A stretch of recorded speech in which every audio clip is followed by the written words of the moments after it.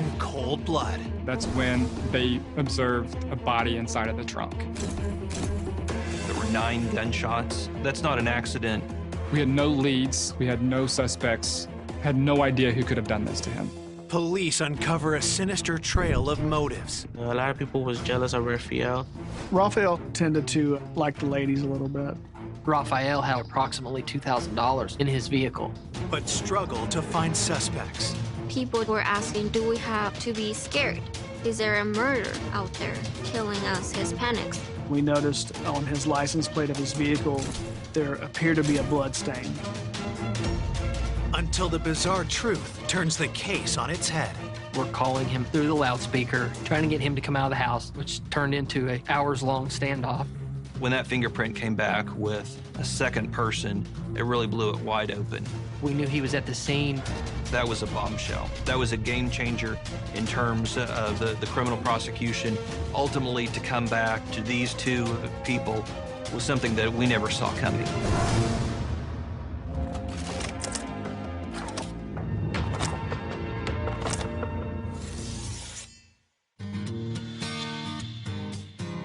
Rogers County, Oklahoma, a quiet rural district north of Tulsa's city limits. Rogers County is just a great, tight-knit community. It's a agricultural community, a very wholesome, family-oriented community. That all changes in the early hours of May 1st, 2015, when a truck driver sees something unusual beneath a bridge. Our dispatch center received a call of a vehicle partially submerged in the Caney River off Highway 169. Police and firefighters arrive at the scene in minutes and cordon off the area. Emergency crews check to see if anyone is trapped inside. The news media was there, and it was being broadcasted over live TV. As the car is towed onto the riverbank, its trunk pops open. That's when they initially observed a body inside of the trunk. At that point, we knew we had a serious crime at hand. Rogers County Sheriff's detectives arrive and begin their investigation. When I arrived on scene, I observed a Hispanic male inside of the trunk. These pockets look like they've been rummaged through. Only when detectives move the victim's shirt do they realize the violent nature of the attack. He appeared to have several gunshot wounds to his chest area. There were 9 gunshots. That's not an accident. 9 gunshots is intentional. Somebody wanted to make sure that he did not survive his injuries. The first question facing detectives is who is the man in the trunk? We did not locate any type of identification or any wallet or anything that a normal person would have in his pockets. So it made it very hard for us to identify who he was. We were taking photographs of his tattoos and unique markings on his body. Inside of the vehicle, we found some cell phones. As the car was submerged, we got lucky that one of the cell phones was placed on the dash and it was fully intact, still operational. The detectives and forensics team comb the riverbank for further clues. We noticed a large amount of blood, and we suspected that was the area that the victim was initially shot. Well, near that pool of blood, we also found some shell casings consistent with the size of bullet wounds inside the deceased's body. A few feet away, detectives notice more clues. There were several beer cans and a cigarette butt and a piece of tissue. I was told that a family member had showed up and seen his brother's car on the news, and he said, yes, that's my brother's car. The young man's brother is Rafael Hernandez Torres, a taxi owner serving customers in Tulsa's Hispanic community. I showed him a photograph of a tattoo that I had taken from the victim's body. That Oscar immediately identified the tattoo belonging to his brother and then began sobbing and crying because at that point we told him that his brother had been murdered. It broke my heart. When I seen the pictures, it felt like the whole the whole world just kind of ended. Oscar called me. When I found out Rafael got shot, I didn't even know how to react. I was just shocked. I was like, how?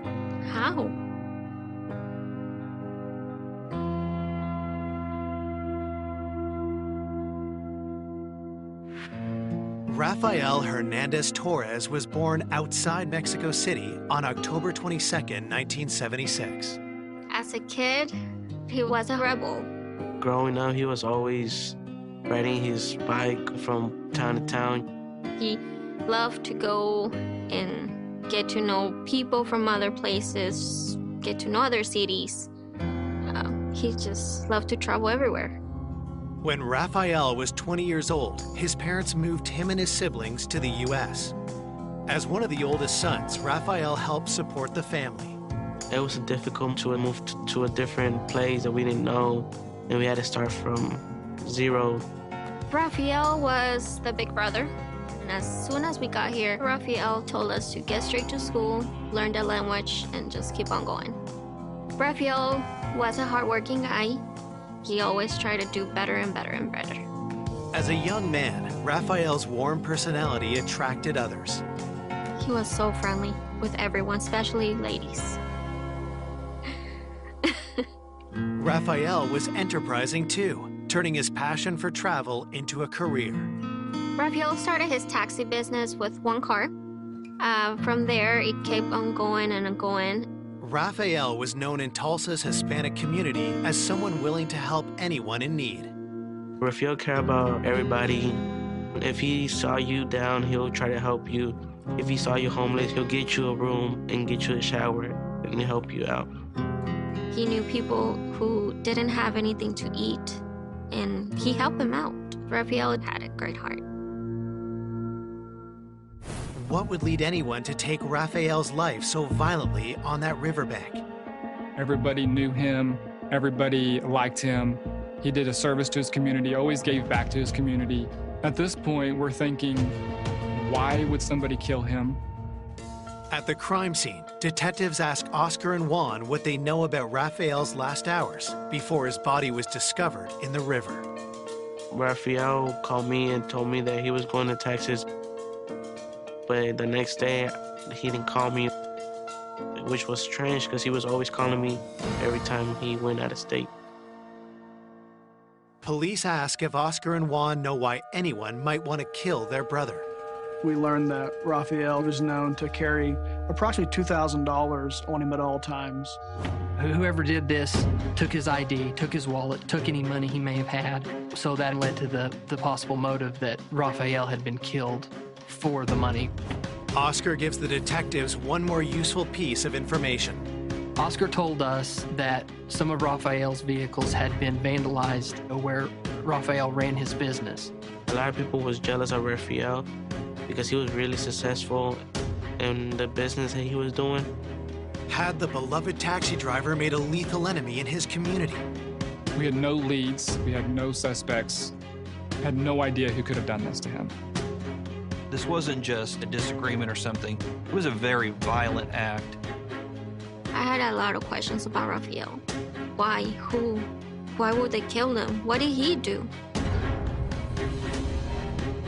This is not a random killing. This is someone who targeted Rafael and wanted him to die. Coming up, detectives uncover a tangled web of romantic interests. Not only does he call her frequently and go by and see her, but I know he bought her flowers. She had an unusual relationship with her ex-husband. They both still slept in the same bed. So a scorned husband, that could fit right in with that. Now we're starting to think this could be a motive. And a surprising lead sends the case in a new direction. We were shocked when we found a second individual's fingerprint at the scene.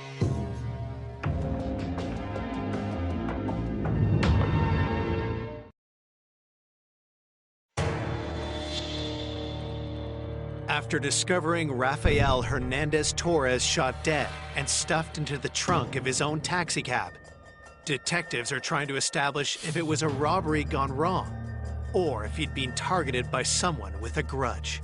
We were trying to see if we could locate who had vandalize Raphael's vehicles, see if there's anyone that had a motive or a reason to harm or murder Raphael.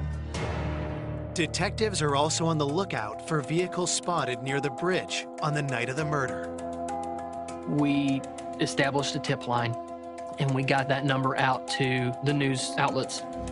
We received multiple tips from passerbys describing that they saw a truck on the side of the highway, a black SUV on the side of the highway, and then a silver car on the side of the highway. So we initially started looking for vehicles that could match that description in the hopes that we could run a name. Next, investigators head to the heart of Tulsa's Latino district, where Raphael based his business. The area of 21st and Garnett in Tulsa is a predominantly Latino community. Right at the heart of that is Santa Cecilia Plaza. There's grocery stores, there's hair salons, ice cream parlors, where the Hispanic community gathers with their families. The Plaza Santa Cecilia, it's a place to go if you're Hispanic most of the time. Something's always happening. Raphael parked his vehicles outside of the Mercandito and also right next to the ice cream shop. Raphael spent every day walking around talking to these people. Raphael gave rides to people that needed them. He helped translate, and he's just well known in his community as a person always giving back and helping. Very kind and loving person. Raphael always said that's what he loved to do. He loved, helping out people. Detectives canvass Raphael's friends at the plaza. They were shocked that he was murdered and killed. And they were heartbroken. Was there anyone who had a reason to want him dead? It was well known in that community that Raphael had money, that he carried money with him. We spoke with Roman, who was considered a maintenance man around the area. We spoke with Felipe, who owned a grocery store, as well as Adon, who ran the ice cream cart. Adon came into contact with Raphael multiple times in a week as he pushed that cart up and down those businesses. We actually learned that people seemed to really like Raphael. No one really seemed to have a motive to want to harm him.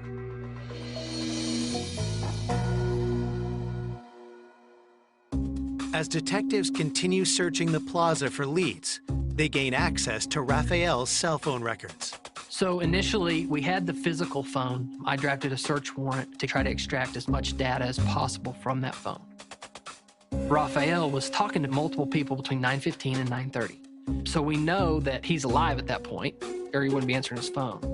And then after that time period, he doesn't answer any more phone calls. It's always important when someone has been murdered to find out who they talked to last.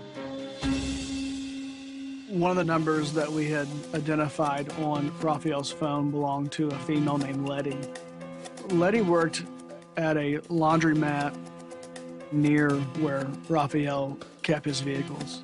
We found out through Oscar that Raphael and Letty may have had some type of relationship. Raphael would frequent Letty's place of business at the laundromat and would go by to see her. Not only does he call her frequently and go by and see her, but I know he bought her flowers. He took little gifts up to her. He took her to Dallas one time for one of his fairs. They drove to Dallas and then drove right back. There's one more thing about Letty that gets the officers' attention. We also discovered that Letty was married. As officers dig into this new lead, Raphael's autopsy results come in. Raphael was shot 3 times in the front and 6 times in the back. There's a mindset behind somebody shooting somebody that many times. It tells you that this is a crime of passion. It's not just something that just happened. So a scorned husband, that could fit right in with that. Now we're starting to think this could be a motive. Had Letty's husband killed Raphael in a jealous rage?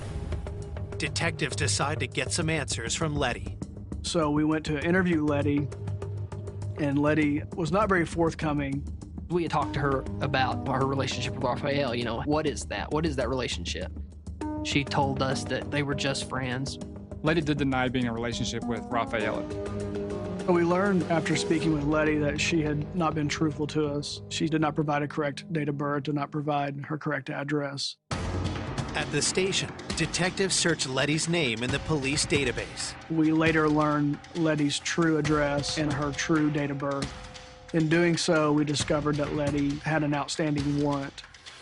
So obviously, we're on high alert with her because she's trying to deceive us. Knowing that we've been lied to, we want to observe Letty's comings and goings, so we'd start conducting surveillance on Letty's home. As detectives stake out Letty's home, their attention is drawn to a vehicle. As we arrived, we saw a vehicle pull in that was almost an exact match to one of them mentioned in the tip line. He's driving a black truck with a silver stripe on the back of it. And that was a possible vehicle we were looking for.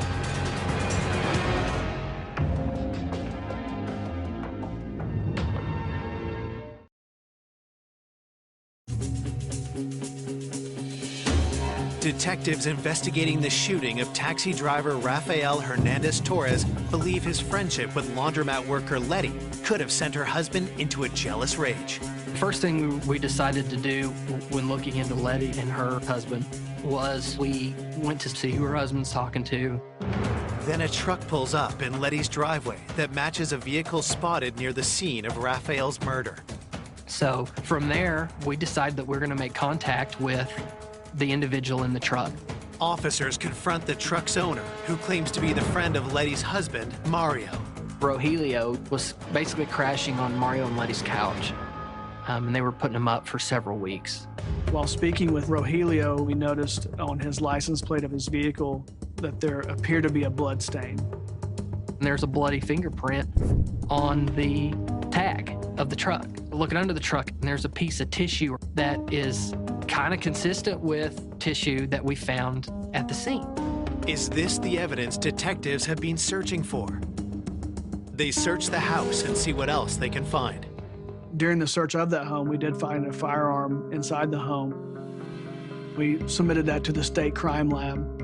We had a victim that had been killed, put into the trunk of his vehicle, and then that vehicle was subsequently pushed into the river. It was a very narrow window of time that all this happened in. So in most of the investigators' mind, it's a very good possibility that there's two people involved in this. Well, we got what we believe could be the possible vehicle. We have evidence that Letty's husband and this friend of his could be our suspects. And we're thinking this is the big crack to the case that we've been looking for. Police bring Mario and Rogelio in for questioning. They ask Mario about Rafael. Had the taxi driver's advances on Letty made him a target? Mario was familiar with that Rafael had bought his wife flowers and was known to stop by her place of business frequently, but he did not seem to be very upset by that. Mario insists that he was never jealous of Rafael because he and Letty are divorced. We had discovered that Letty had an unusual relationship with her ex-husband. They both still lived in the same house. They lived there with their children. They even slept in the same bed. She was kind of out seeing people. He didn't care. Mario also insists that he was at home asleep on the night of the murder. Rogelio gives the same alibi, insisting that he never left the house that night. Their alibis were not really solid. We were worried about them being co-conspirators, so at the time, we weren't putting just a whole lot of stock into that. Officers press Rogelio about the blood on his license plate. But we talked to him about the blood on it, and he's got a good excuse for that. He cut his finger trying to put the tag on, and the bloody fingerprint is his blood. They were more than willing to provide their DNA and fingerprints to clear themselves. Despite officers' suspicion of Mario and Rogelio, the lab results tell a different story. We have DNA from the scene, and Rogelio and Mario don't possess that DNA. The firearm inside the home did not match bullets that we found in Rafael. And based on their phone numbers, they weren't at the scene. And we found zero evidence linking them to the crime, and that whole theory really started to fall apart quick. We were going back to the drawing board and we were starting over again. We weren't sure on where to go from here other than talking to the community is very frustrating during this point. With each passing day, pressure to solve the case is only increasing. People were asking, do we have to be scared? Is there a murder out there killing us Hispanics? My whole family was worried because they didn't want me doing the taxing business because they didn't want me to be the same as my brother. At a crossroads in the investigation, police find a new way forward when they gain access to further cell phone records from the night of the murder. One of the last contacts that Rafael had was a fare that was supposed to be getting a ride to Texas later that night, and Rafael never showed up. But there's one other number that we know is also communicating with Rafael at around the time of his death. Rafael was scheduled to pick up an individual and told him that he was going to be late because he had another job. Rafael had told him that he was going to help a friend who had gotten into an accident, and he was going to go translate for him to the police. We know that phone conversation took place around 9:15, and we believe that around 9:35 that Rafael was murdered. Had Rafael been lured to his death by a call from someone he knew? As we start diving into the call detail records on that phone number, we're able to follow the tower information and the location of that phone to the scene of the crime. We were able to track Rafael's phone and the suspect phone, both going to the same area. However, Rafael's phone didn't leave, and the suspect phone went back to Tulsa. This was very important to us because we knew that this was the possible killer that enticed Rafael to where he ultimately was shot and killed. That's when we make the decision to focus everything on that number. When police try to identify the phone's owner, there's a problem. We get subscriber information for the phone number, and it comes back to a fictitious name. The number was on a prepaid phone. It wasn't attached to any particular person. That number was very important to us, especially after seeing the lengths that the individual went to hide their identity. We felt very strong that this number was going to belong to the killer. And so investigators had to start looking at other ways of identifying who this phone belonged to. We started to get call detail records for that number. And they started contacting people that were in contact with the cell phone. We were able to pinpoint a phone number from someone that talked to the suspect phone several times close to the time of the killing. The phone number belongs to a man named Marco Lara. But once we got the name from Marco Lara, we started running a criminal history check, and we find drug charges, some firearms charges, stuff that we were interested in when you're looking for a violent killer. We knew that Marco knew who possessed our bad guy's phone number because he had been calling it. Marco ran with some of the same people in that area that Rafael had contact with. And so we really felt like Marco was going to be a good spot to gain some information. We went to the area of the plaza. Marco lived one street over, and we staked out his house. We saw a truck pull into his driveway, and he gets out of the driver's seat, and he walks into the house. So we get out, and we start covering exits to make sure that he isn't leaving.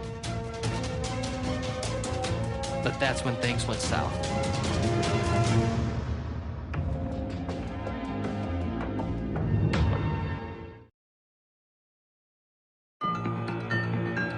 Two weeks after cab driver Rafael Hernandez Torres is found shot dead in the trunk of his car, police are about to confront Marco Lara, a man they believe may know the identity of the killer. We went there to make contact with Marco. He refused to come to the door. We're calling him out through the loudspeaker, trying to get him to come out of the house, which turned into a standoff. We established a phone connection. There was a woman and children in the house, his family, and we're requesting for him to come out. And this goes on for a long time. Eventually, his wife and children come out, and we believe, that it's just him in the home. There was a several-hour standoff with him in which he ultimately gave up and came outside and surrendered. Police take Marco into custody and begin their interrogation. Initially, we were thinking, this is a bad guy. He's got criminal history. He's actively resisting us coming and arresting him. We're thinking, okay, this could very well be an associate of our killer, if not possibly involved. But cell tower phone records prove otherwise. But once we got him arrested, we were able to determine that his phone as well had not traveled to the area where Rafael was killed. If Marco is not involved, then why had he resisted arrest? He has an outstanding warrant. He's doing whatever he can to keep from going to jail. No longer a direct suspect, Marco still has information valuable to the investigation. So we had seized his phone. We had his phone. I typed in our suspect's number, and he said, that's him. That number belonged to Roman Medrano, who lived in Tulsa. Marco provided us the apartment complex that Roman lived at. So knowing that Roman Medrano was the owner of that phone, we sat at the apartment complex and we figured out what apartment he was in. And the next morning, we served a search warrant on that apartment. When detectives search the apartment where Roman Medrano lives with his wife Blanca, they're surprised by what they find. As we entered the residence, I noticed there was no furniture. It appeared that Roman maybe didn't have a lot of money. Maybe he was struggling to pay his bills. We find that there's very little in the way of furniture, and it looks like things are being sold off. There's IRS paperwork scattered about. Searching through Blanca's purse, officers make a discovery that raises their suspicions further. There was approximately $2,000 in her purse. Rafael had approximately $2,000, in his vehicle. And now our suspect's wife has this large sum of money in her purse that is pretty close to the amount. We had the one suspect number that we had determined to belong to Roman Medrano. At that point, we felt we had enough to bring Roman and his wife in for questioning. At the police station, detectives first interview Roman's wife, Blanca. Blanca initially denied knowing who Rafael was. Blanca told us that she was not given a ride by Rafael, that Roman has nothing to do with this. Then how to explain the $2,000 in her purse? Roman doesn't have any money. He's worried about losing his roof over his head. It's well known in the community that Rafael carries lots of cash with him. So I don't think it was any secret that by killing Rafael that Roman could get a payday out of that. Blanca basically told us that Roman was with her the night of the homicide, that he's always home. In another interview room, detectives question Roman. Roman told us that he did not know Rafael, that he didn't know that his wife knew Rafael, that he had never been to the area where the homicide occurred. Roman denied every aspect of any knowledge of the case whatsoever. Roman just heard of Rafael's taxi service and that he was, doing work in the Hispanic community.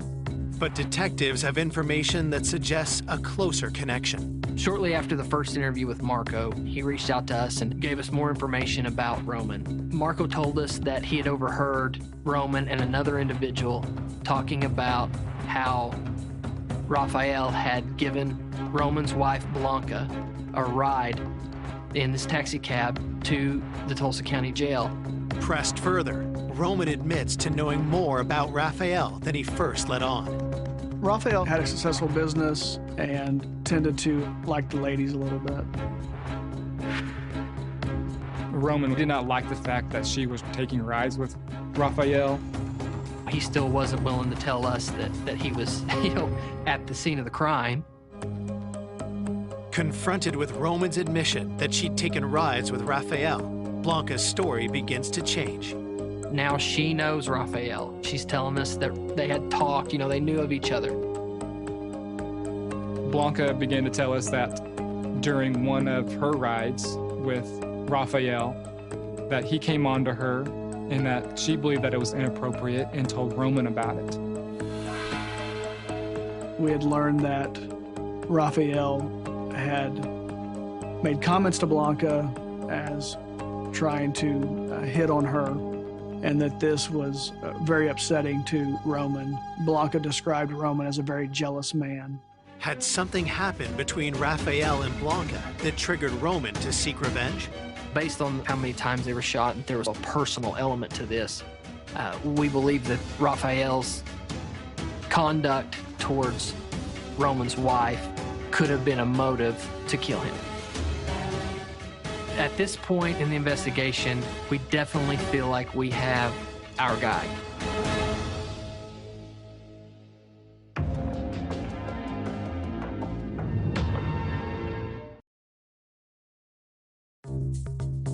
"17 days after Rafael Hernandez Torres' murder, police are investigating husband and wife Roman and Blanca Medrano.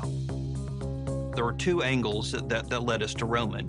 One was jealousy. We knew that Roman was aware of Rafael giving a ride to Blanca. Roman believed that Rafael disrespected his wife by coming on to her as she described, which would indicate a motive behind Rafael's killing. But we also knew that Roman was struggling financially. And we had every reason to believe that Roman would know that Rafael carried money with him. We definitely feel like we've got probable cause to arrest him. We feel like we have our guy. We don't know if there's another individual at this point, but we know we've got at least one of them. Under questioning, the couple remains adamant in their denials.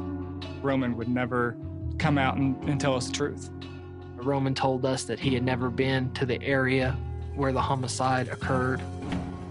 Blanca gives us an alibi for Roman and says that he's at the house with her.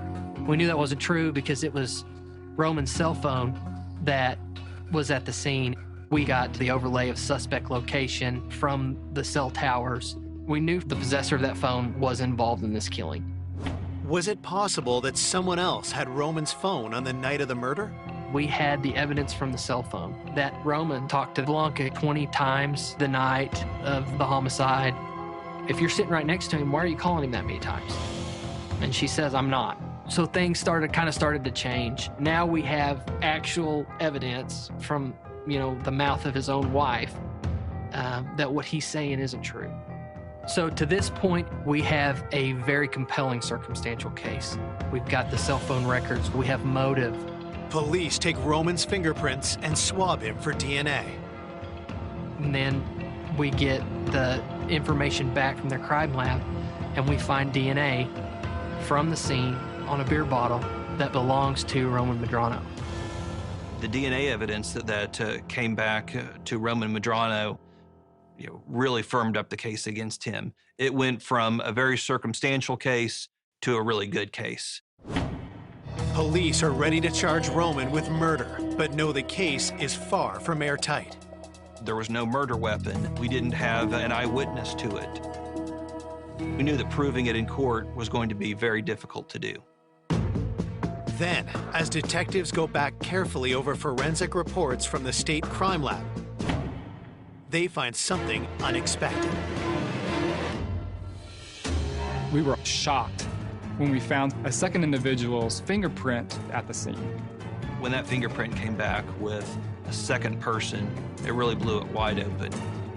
This fingerprint affirmed our suspicion that there was more than one person involved in the killing.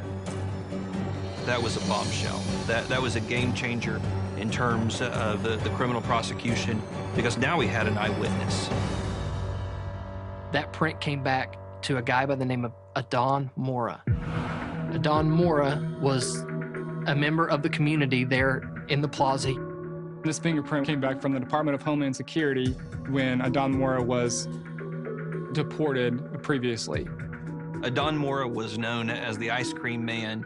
When I found out that the Ice Cream Man was involved, it was a shock because you don't expect someone to be that person. Why would Rafael's friend, the ice cream vendor, turn against him?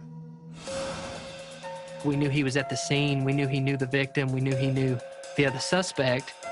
Marco Lara told us that Adon and Roman were pretty tight. I mean, they spent a lot of time together.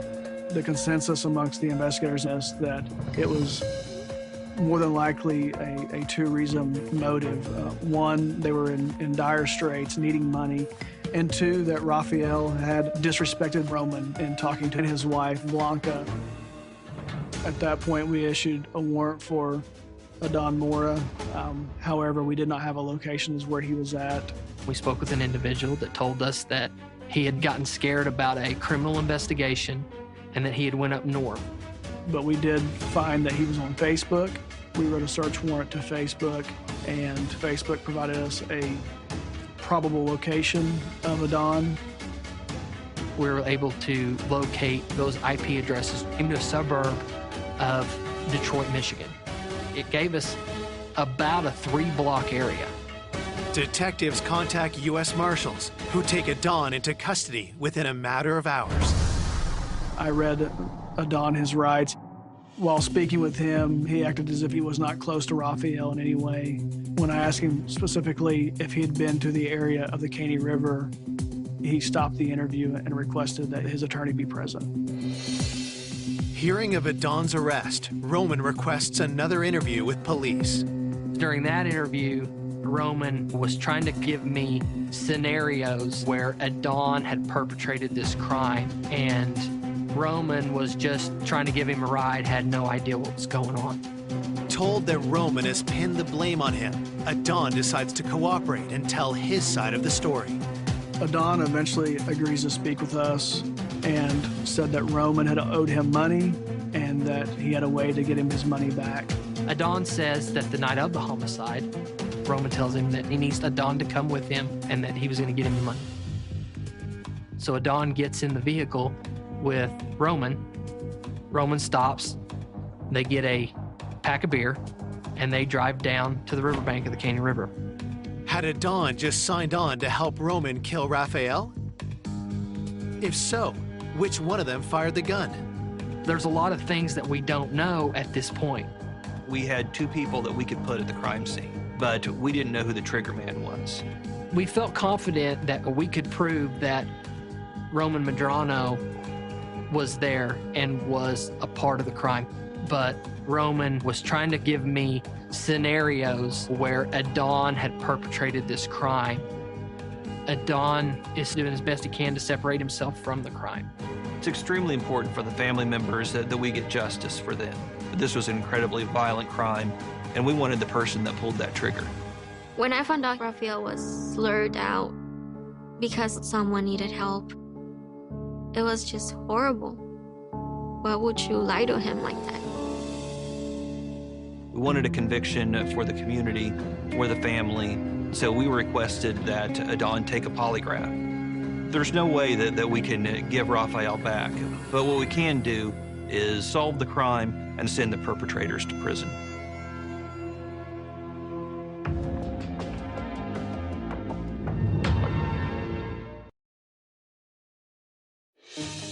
Police now have 2 suspects in custody for the shooting of Rafael Hernandez Torres, Roman Medrano, and Adon Mora Ramos. Ultimately, to come back to these 2 people was something that we never saw coming.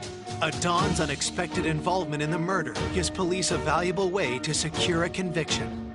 To ensure he's telling the truth, police have Adon submit to a polygraph test. During the interview with Adon, he explained to us that Roman wanted him to be at a certain location to help him with a job of some sort.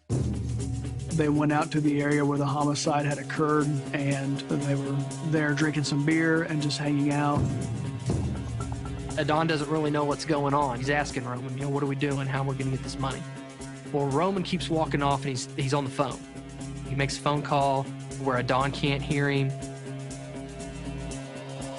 After a period of time, Adon sees Rafael's silver car pulling down where they're at. Rafael believed that he was going to help a friend who had gotten into an accident. It was Roman's cell phone that made the call to lure Rafael out to the rural secluded area. According to Adon, Rafael drank a few beers with them, and then Roman asked for his help jump-starting his car. Roman directed Rafael's vehicle to pull down and give him a jump. Roman tells Adon to take the jumper cables and hook them up to the cars.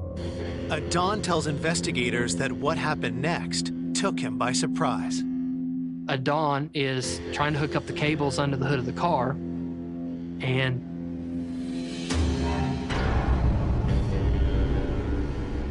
he hears the gunshots. He looks up and says that he sees Roman standing over Rafael, and that Rafael has been shot several times. Adon fingers Roman as the triggerman, as the actual killer. The polygraph test confirms that Adon is telling the truth. That was the last piece of evidence that we needed. The information that he gave was truthful. And it became clear that Roman was really the one that had a personal vendetta against Rafael and the financial motive for it. But we knew Adon participated. We knew he helped out with it. Adon admitted that he put Rafael's body in the trunk and helped push the vehicle into the river. And Adon said he was afraid that Roman was going to shoot him as well. Adon never says anything about the money. Adon just says he's worried that he's going to be next. Now, he's a witness to this crime. And so Adon, because of that fear, fled the area shortly after the crime had happened. Ultimately, we charged Adon with accessory and gave him a 15-year sentence. Adon was there. He could have stopped this, and he didn't. He could have cooperated, and he didn't. So he needed to go to prison. Roman entered a plea of no contest to murder in the first degree, and the judge sentenced him to life in prison with the possibility of parole. When this investigation started, it was a true whodunit. We weren't certain on who was involved or why they would want Rafael killed. For such a violent act to be committed over a couple $1,000s and an offhand comment to Roman's wife is unexplainable. It was a cruel and unusual way of getting back at somebody for being jealous and wanting the things that he had. Rafael was a generous man, a benevolent man, and they took advantage of that. They knew that he would be willing to help them, and they used that good nature against him and ultimately lured him out there and murdered him. My whole family feel relieved because we finally got justice for my brother, Rafael, because his dad didn't go in vain. My feeling and thought about these people was always like, why? Why? What problem did they have with Rafael? I don't know. Today, the Hernandez-Torres family does everything they can to keep Rafael's memory alive. Rafael was like a role model for everybody. He was the biggest role model for me because he showed me, even when I'm down, to always get up and fight for what I like. We just love for Rafael to be remembered as a crazy, funny, flirtatious guy who thought of helping other people. It's always something or someone who remembers Rafael and talk about his life, and we just all start crying. And we wish he was still here, but he's still with us.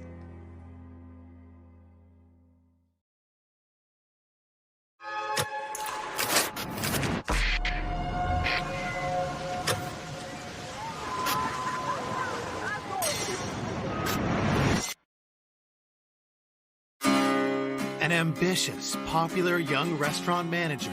She was a tremendous young person who had unlimited potential. We always thought, just light the world on fire. Is found beaten, stabbed, and suffocated. The person who did this absolutely wanted to guarantee that she was dead. Whoever did it ransacked the safe. Something that brutal had to be more than just a robbery. Detectives uncover a history of workplace conflict. He didn't like to be told what to do. He scared me. I was uncomfortable around him. For me, that was a red flag. With the community on edge, another attack leaves them living in fear. It was such a similar homicide, a lone female employee and the use of a knife. You don't know if somebody's lurking out there and they're going to do it again. And new evidence confirms disturbing suspicions. The lab informed me that there was a match. I just couldn't believe what was happening. Like, when am I going to wake up? Terry's murder wasn't what it appeared to be.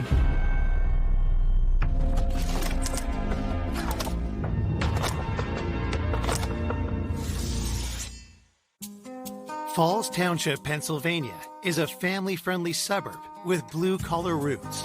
Falls Township is a community in Lower Bucks County, Pennsylvania.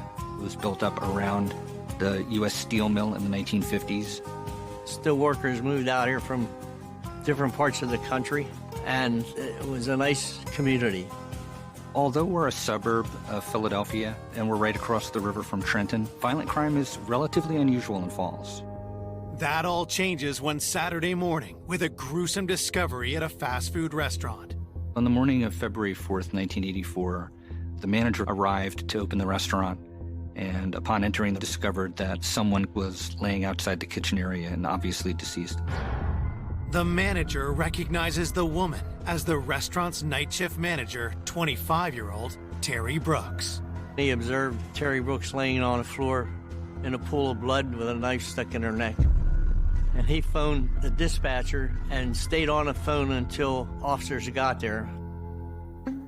I was told that they had a homicide at the Roy Rogers restaurant on Route 1, so I was there pretty quickly.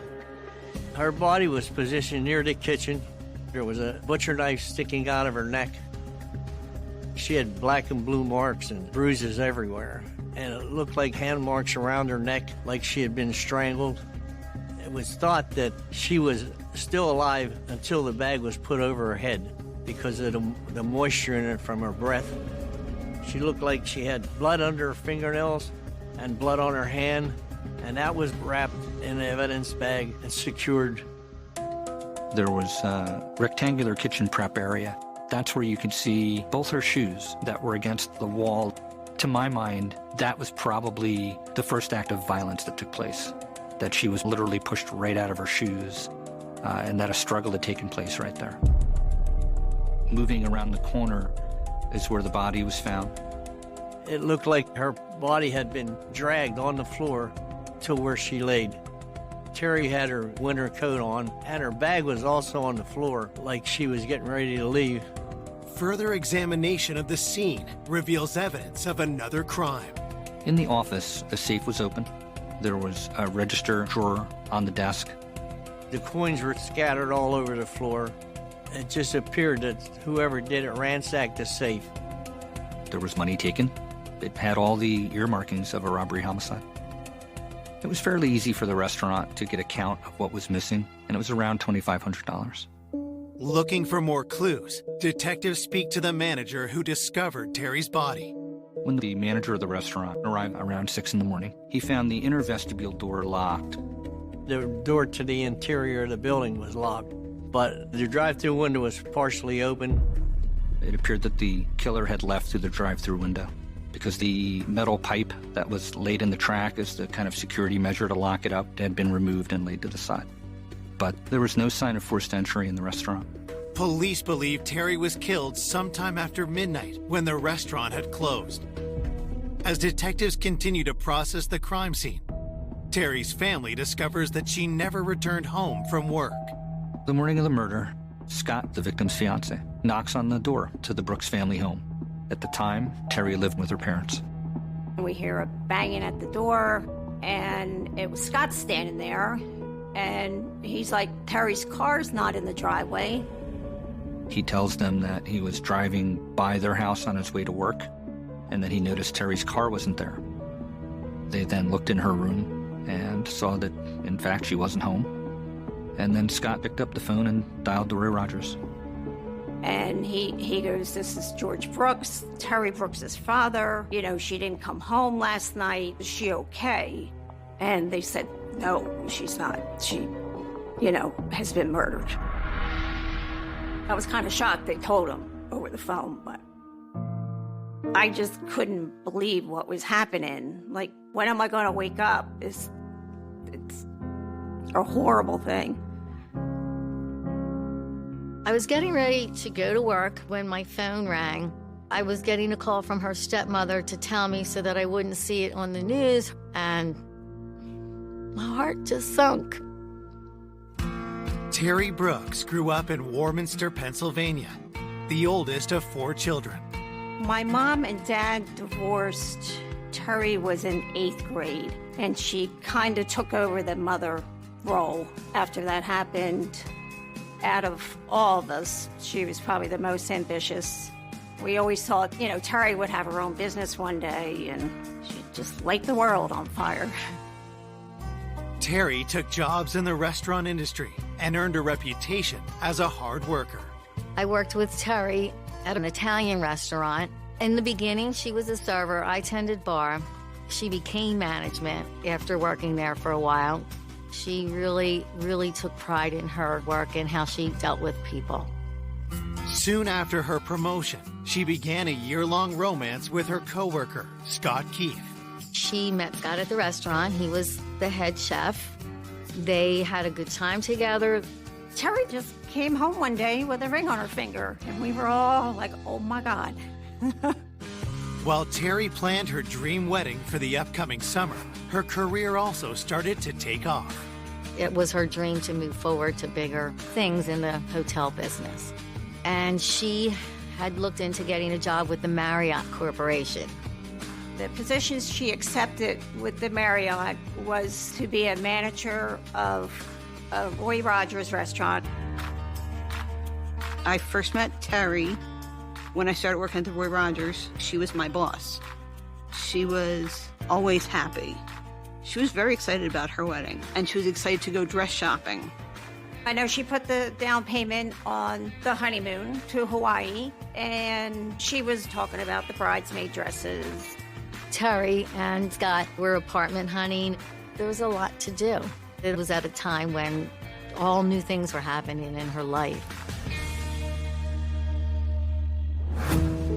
Now, detectives must determine who could have killed this ambitious young woman just a few months before her wedding. They asked the family about Terry's movements in the hours leading up to her murder. Mr. and Mrs. Brooks last saw Terry the day before, Friday, February 3rd, 1984, when she left for work. Usually, her fiancé, Scott, would make sure that he went and closed with her every night. And her father was glad that Scott would go and close with her and be there to keep her safe. Scott was worried about Terry's security at the restaurant. He would go and sit with her while she finished everything up. Scott tells police he wasn't with Terry the night before.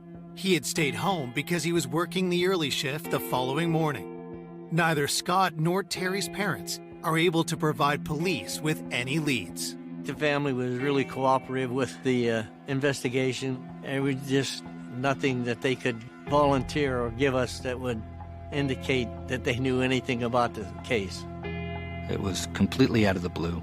There was no reason for them to feel that she was in any danger or in any jeopardy.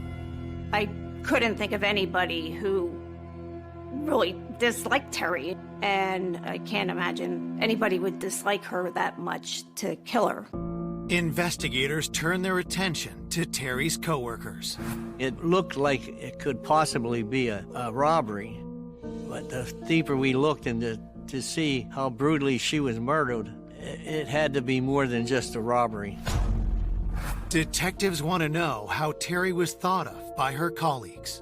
Terry was a young woman who was very staunch about the procedures, and she enforced them strictly. She was a by-the-book person, and as long as you did your work the way you were supposed to, there were no problems. When police ask if Terry's management style made her any enemies, one name keeps coming up. Steve Daly was an employee that didn't adhere to the procedures. He was a little hot-headed. Steve scared me, to be honest. He was very rough, quick to anger. I was uncomfortable around him. Detectives learn that just weeks before the murder, the tension between Terry and Steve hit a breaking point. He ended up getting fired, and he wasn't too happy about it. You've got this former employee who had a clear animus towards the victim and is fired by the victim. And add to that that here's an employee who knows how the restaurant operates, who knows the security procedures. He's got the kind of knowledge to be able to commit this crime. So this is somebody who now rises to the top of the list. Coming up, police zero in on a suspect. Fingerprints were found on one of the murder weapons. At that point, he admitted he took the money from the office. But conflicting statements frustrate detectives. It was completely a misdirection, a diversion. How could somebody do this and get away with it? Until the investigation takes a jaw-dropping turn. The polygraph operator said he was lying. It caught me by surprise. I remember him all of a sudden blowing up. It was the turning point in the investigation.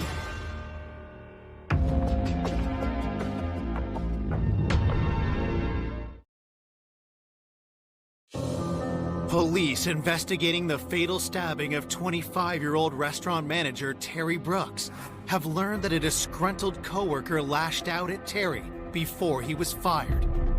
If you threaten somebody and they end up dead, you'd have to look at them and look at them seriously. Steve Daly was a former Marine and had a difficult personality. He didn't like to be told what to do. Just weeks before the murder, Terry and Steve had a major blowout. There was an occasion at work where Steve Daly was told to make a hamburger for a customer, and he had just closed out that workspace, so he didn't want to reopen the workspace. And I remember him all of a sudden blowing up. Steve lost his temper, was screaming and yelling. He became explosive, at one point even calling Terry a bitch. Terry was alarmed by Daly's behavior. Terry, in a situation like what happened with Steve, she wouldn't tolerate it. She didn't waver. So I think that was the frustrating thing for Steve, is he couldn't break her. And she was like, you need to go home, you are done for the night, and you will talk to the boss the next morning. Daly storms out of the restaurant, and the next day Terry talks to her manager, tells him what had happened, which of course led to Daly being fired. That did little to stop Steve's aggressive behavior. Even after he was fired, Daly would return to the restaurant and buy food and have meals there. He went back just to annoy her, just, here I am, you can't throw me out now. It was very upsetting to her. So given his personality and his conduct, that certainly seems to provide a motive. Did Steve Daly's harassment escalate into a fatal act of revenge? Police bring him in for an interview. When we tracked Daly down, one of the first things he tells us that he knew at some point the police would be coming to talk to him. Daly said that he didn't get along with Terry, that they clashed often. In fact, he said that if she'd been a man, he would have punched her. Daly's excuse for why he was going back to the restaurant was that he was dating somebody who worked there. I don't know that I buy that, but that's the reason he gave. Investigators ask where Steve was the night of the murder. He says that he was trying to get into a club and that he was not permitted access to the club. So then he just drove around for several hours. Investigators go to the club, they look at the security footage. They can't find any footage of Daly being denied entry. So this is not a hard alibi that can allow you to say, okay, this person's eliminated. Just the opposite. With no way to prove his whereabouts when Terry was killed, police ask Steve to take a polygraph. So a polygraph is a useful investigative tool. It can help us rule people in or out. So Daly agrees to take the polygraph, and without question, he passed. This guy looks like a good suspect. So when you have momentum build like that, and then it crashes to a halt, it's hard to swallow. Police can't verify Steve's alibi, but with no evidence against him, he's free to go. Stephen Daly was pushed down lower on the list of suspects, but you never eliminate somebody until you make sure that they are completely not involved. Investigators turn their focus on the Roy Rogers staff who worked with Terry the night of the murder. During the investigation, we knew that we had to interview the employees to see what the atmosphere was when they left, if there was any arguments. Everybody consented to have their fingerprints taken.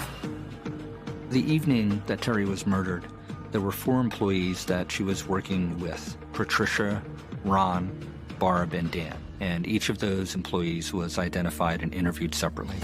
Patricia tells investigators that just before closing, Terry discovered that money had gone missing from Barb's cash register. The employees got in an argument, and there was $40 that was supposedly missing. Terry was going to get to the bottom of this. It wasn't a minor event. She took it very seriously. She began questioning different employees. Where did it go? Why is it missing? Terry played everything by the book. If there's any money missing and you are caught being the person that's been hitting the till, there's no tolerance for stealing.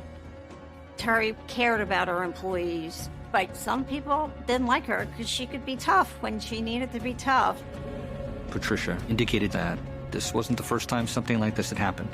If you're stealing money from Roy Rogers and you're an employee there, that's a fireable offense. So did this provide a motive for murder? As Terry attempted to unmask the thief, the employees began to point fingers. Barb told Terry that she thought Ron did it. So he's now being confronted with the idea that he took this money, and he actually turned his pockets inside out to prove, hey, he didn't have any cash on him. Could Ron have killed Terry in a rage after being accused of stealing? As detectives look closer at Ron, fingerprint analysis provides crucial new evidence. The employees who worked that night clean up before they close. Working the later shift, you had to clean up everything, wash all the equipment, sweep them out the floors, wipe down all the tables, stuff like that. So I thought that whoever was in there after closing could have possibly left fingerprints. We began matching up fingerprints that they'd lifted from different services to elimination prints taken from different employees. And it was discovered that Ron's fingerprints were found on the drive-through window and on the trash bag that was wrapped around Terry's face. Here we go. This is somebody that we need to look at.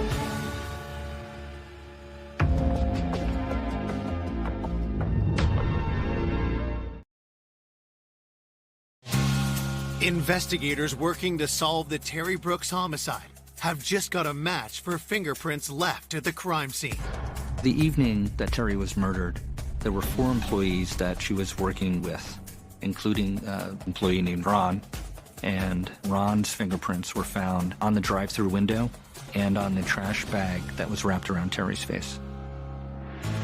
Detectives ask Ron how his fingerprints ended up on the bag used to suffocate Terry and on the drive-through window, the killer's likely escape route. Ron said that one of his responsibilities at the restaurant was to take care of the trash. So his fingerprints would have been on that bag because that was part of his job there. Ron also said that he'd covered for some other employees for their break time at the drive-thru, so that's why his print was there in the window. Police aren't able to determine if the window had been properly cleaned at closing, so Ron's excuse is plausible. Still, detectives want to know his whereabouts after he left work. Ron said that he left the restaurant shortly after 1 in the morning with coworkers, and that he got home about 1:15 and talked to his mom before he went to bed. We checked out Ron's alibi, discovered that he had indeed gotten home and stayed home all night. With Ron all but cleared, police get new details from another employee about the money that had gone missing from Barb's cash register. We learned the $40 that was supposedly missing, it was found at a later time. The missing money had mysteriously reappeared in the drop safe. I think it's fair to say that Terry might have thought that it was Barb who had taken this money. My impression was that Terry was suspicious of Barb. Police also learned that it was Barb's duty to close down the drive-thru. Those two things combined, the missing $40 and the fact that it was Barb's responsibility to lock that drive-thru window, and that ultimately it's found unlocked, and it's believed to be where the killer left, puts her at the top of the suspect list. According to the work schedule, Barb and Terry were the last 2 employees at the restaurant. The policy of Roy Rogers for employees that were going to work past the end of their shift was that they would lock the doors and that there would be a minimum of 2 employees there. Could an argument between Terry and Barb over the missing money have turned deadly? Barb said that she was sent home early by Terry, and she was insistent that she close the window and place the pipe in the track to lock. And in looking into Barb's whereabouts, we discovered that she was picked up by her boyfriend, so she had an alibi. So it's conceivable that Terry was alone in the restaurant, working into the early hours of February 4th doing inventory. Police later confirmed the alibis of every employee who worked the night of the murder. When the autopsy report arrives, investigators hope it will give them a new lead. The pathologist found that Terry had been strangled, and the bone in the back of her neck was severed from the stab wound. There was a serious brain hemorrhage that was the result of her head being repeatedly banged against that hard concrete floor. And looking at that stab wound to her spine, it was likely she was conscious but paralyzed when the plastic trash bag was wrapped around her head. The autopsy report lists each of Terry's severe injuries as potentially fatal, but indicates asphyxiation as the likely cause of death. There was no indication that Terry had been sexually assaulted. You can't help but look at the way that Terry was killed and not think that the person who did this had such a high level of rage that they absolutely wanted to guarantee that she was dead. Material was collected from the knife that was left lodged in Terry's throat and under Terry's right ring finger, where the pathologist had identified a defensive wound. At the time of this murder in 1984, there was no DNA technology. Analysis of blood was really relegated to blood typing. By today's standards, the evidence was limited. As the investigation continues, Terry's loved ones struggle to make sense of her violent death. The funeral home called the morning of the viewing, and they said, could somebody come down and take a look at Terry? And they had her laid out in the casket, and she didn't look good. You could see the cut marks in her neck, and you could see the bruises on the back of her hand, and they had makeup on her too, and you could still see it didn't look like Terry. I said when I got home to my dad, I think we should keep the casket closed. We didn't want people to remember her looking like that. As the Brooks family prepares to bury their eldest daughter, Falls Township lives in fear of a brutal killer still at large. It was a young person that was killed, at her job. So I think the community as a whole regarded this as a frightening homicide. It caused quite a bit of fear due to the fact that it was so violent, and most people in this area would think this shouldn't happen in our town. I really thought it probably was, a robbery. Unfortunately, they killed her instead of just robbing the place. But you don't know if somebody's lurking out there, and they're going to do it again. Less than 2 weeks after Terry's murder, the town's worst fear appears to become a horrifying reality. At another Roy Rogers, an assistant manager was attacked coming out of the bathroom. She was hit in the head. She fell to the floor, and the actor ran away before she can identify him. The restaurant manager survives. But just a week later in nearby Scranton, there's another brutal attack. A male attacker waited in the parking lot until there was a lone female employee, then made entry into the restaurant. But the money from the restaurant had already been dropped into the safe, so he took the female employee's money and then stabbed her to death. Detectives fear they have a serial killer on the loose. And when you take a community that was already stressed, it made it even worse. And if you've got an individual who's going from restaurant to restaurant and just robbing people, and they have no personal connection to the victim, it's terrifying. It took it up a notch.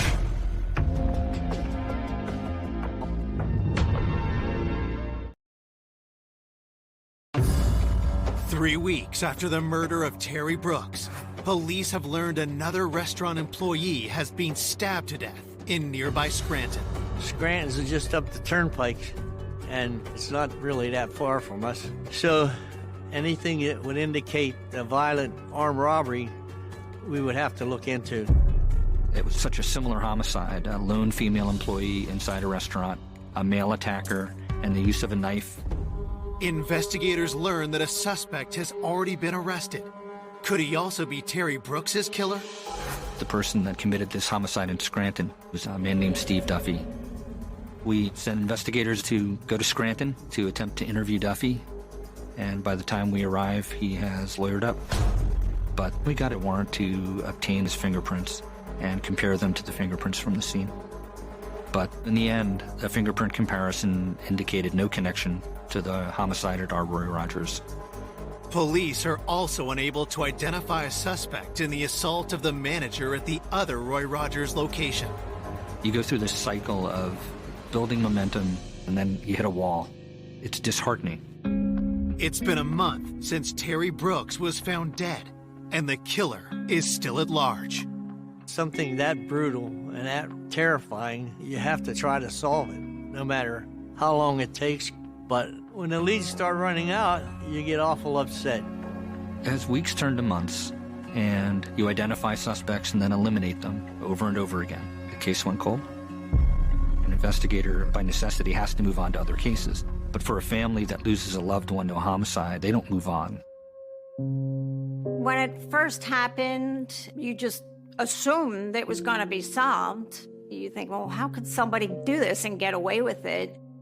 My dad's hair turned white within a year. He lost weight. It just destroyed him. It was hard for Terry's family, having to process a heartache of losing their daughter and not having closure over it. I couldn't imagine not having answers. There are no significant developments in the investigation for nearly 14 years.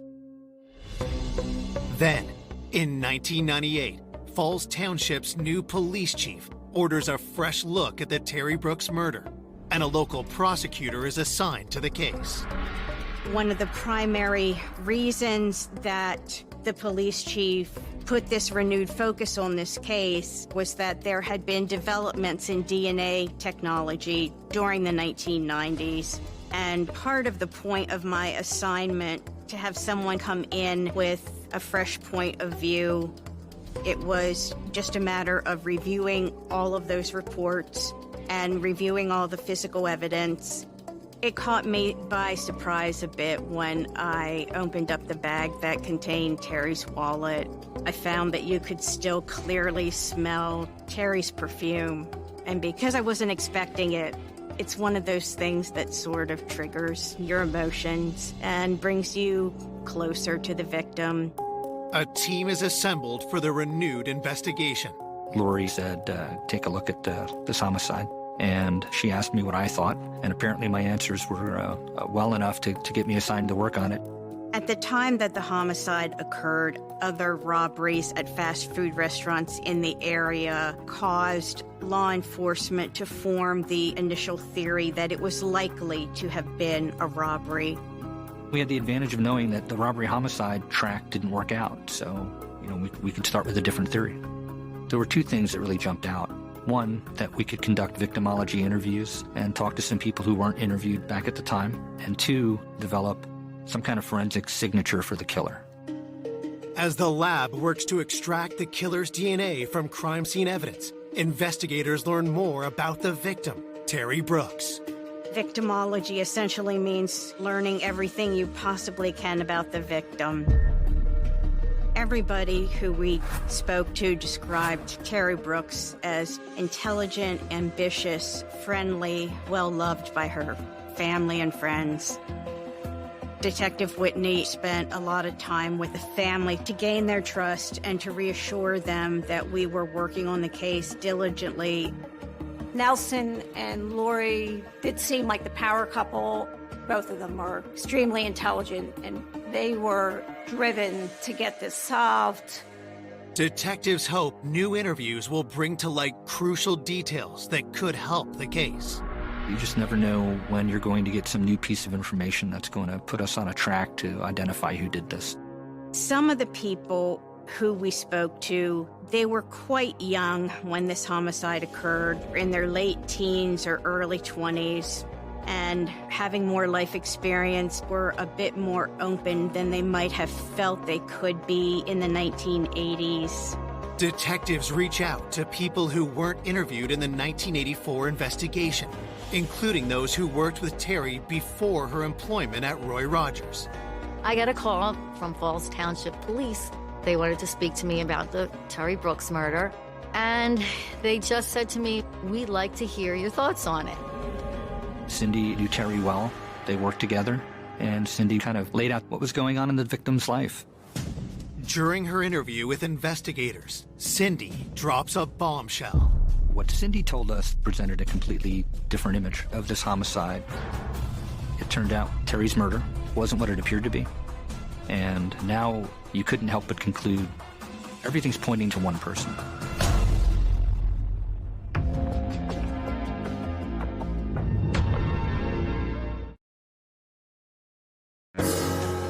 "14 years after the murder of Terry Brooks, cold case investigators have just received shocking new information from a friend and former coworker of Terry's. We asked what things did Terry share with, Cindy as a friend. And I said to them, Terry and her fiancé Scott, their upcoming wedding at first was exciting for Terry. But I proceeded to tell them that the week before Terry had been murdered, she wanted to call off the wedding. She just realized that's not what she wanted. We knew Terry and Scott had just put down a deposit on their honeymoon, and their wedding was upcoming. And in the initial investigation, the officers that conducted it came away with the impression that they were a happy couple. There hadn't really been anything in the report that indicated there were any problems in Terry Brooks's relationship with Scott Keefe. But we did learn that Terry confided to some of her friends that she wasn't entirely sure she was going to go through with getting married. Mr. and Mrs. Brooks felt close to Scott. He was the young man that was going to marry their daughter.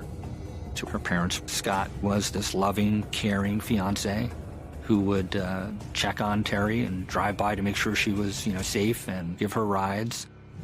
Some of Terry's friends had a very different impression of Scott. Cindy Bradney told us that there had been some problems in the relationship. For me, that was a red flag. I think through time and her changing jobs and the fact that she was moving on and going for her dream and he was stuck where he was, his jealousy became an issue and he was very possessive. Scott would not let Terry stay alone. She was afraid to tell him she didn't want to be married. She was afraid to call it off. She didn't know what she was going to do, to the point where she was in tears. Police get further insight into Terry and Scott's relationship from Terry's siblings. When she started dating Scott, we just were all scratching our heads, like, what is she doing with him? He was just not the kind of guy she always dated. He wasn't fun-loving. All he wanted to do was sit there and drink. And that was just unlike her. It just seemed like he wanted to keep us away from her and him. It just makes you think back, like maybe he did have signs of an abusive person. But at the time, I just really thought it was a robbery, and she was killed during the robbery. Detectives have a new perspective on Scott and how the supposedly grieving fiancé might have avoided suspicion at the time of Terry's death. My dad thought Scott really loved Terry. He thought if she loved him, I'll love him too. Mr. Brooks was a very kind man, and in fact, George bought Scott the suit that he wore to Terry's funeral. Her father just had such a big heart that I don't think he believed that someone that his daughter fell in love with could harm her. And I believe Scott played on that. Scott becomes someone that we think may have done this. Examining the crime scene through the lens of, what if Scott did this? Okay, that's how he got in. She let him in. We were told that he had a practice of going to the restaurant and sitting with her while she worked after hours. And it's personal, it's rage, and then the action of placing that bag over her face to kind of depersonalize her is a telltale mark of what someone does when they've killed somebody that they're close to. And now it becomes a priority for us to see if the forensic track, if the evidence points that way. Investigators hope the killer's DNA can be extracted from the crime scene evidence collected back in 1984. It was a potential concern that they might not be able to find any usable DNA due to the amount of time that had gone by. Luckily, the knife that was left lodged in Terry's throat and the material collected from under Terry's right ring finger, where the pathologist had identified a defensive wound to that area, yielded an unknown male DNA profile. It was highly unlikely under the circumstances that that DNA material would have come from anyone other than the perpetrator. The next thing we had to do was obtain a DNA sample from our suspect. Scott Keefe did not have a criminal record at that time. He didn't have any DNA samples on file with an agency such as the FBI. One of the things that we learned from the laboratory expert was that cigarette butts are an excellent potential source of DNA because they have saliva on them. And at that point, we actually knew what kind of cigarettes Keefe smoked, and we knew where he lived. Police hatch a plan to secretly obtain a sample of Scott Keefe's DNA. We didn't, at that point, want to obtain a subpoena to obtain DNA from him directly because we wanted to interview him first. We wanted to set that up in the most advantageous possible way, and we were concerned that he was a flight risk. It was very important to us to be very careful about who knew he was a suspect and who we shared that information with. And it was also very important to us to not be caught doing surveillance. In 1998, Scott's life had kind of come full circle from where it was in 1984. In 1984, he was living at home with his parents. He had gone on to live with a girlfriend and then marry. They'd had a child together, but then they split up and got divorced, and in 1998, he was back home living with his mom. Under Pennsylvania law, trash was considered to be abandoned property once it was put out in front of the house for collection. So Detective Whitney immediately took custody of it, took it directly to the laboratory that was doing the DNA analysis. I knew I was going to get a definitive answer one way or the other. Could be him, could be somebody else. It was that anticipation of I'm going to get a final result here that's going to matter a great deal in this investigation.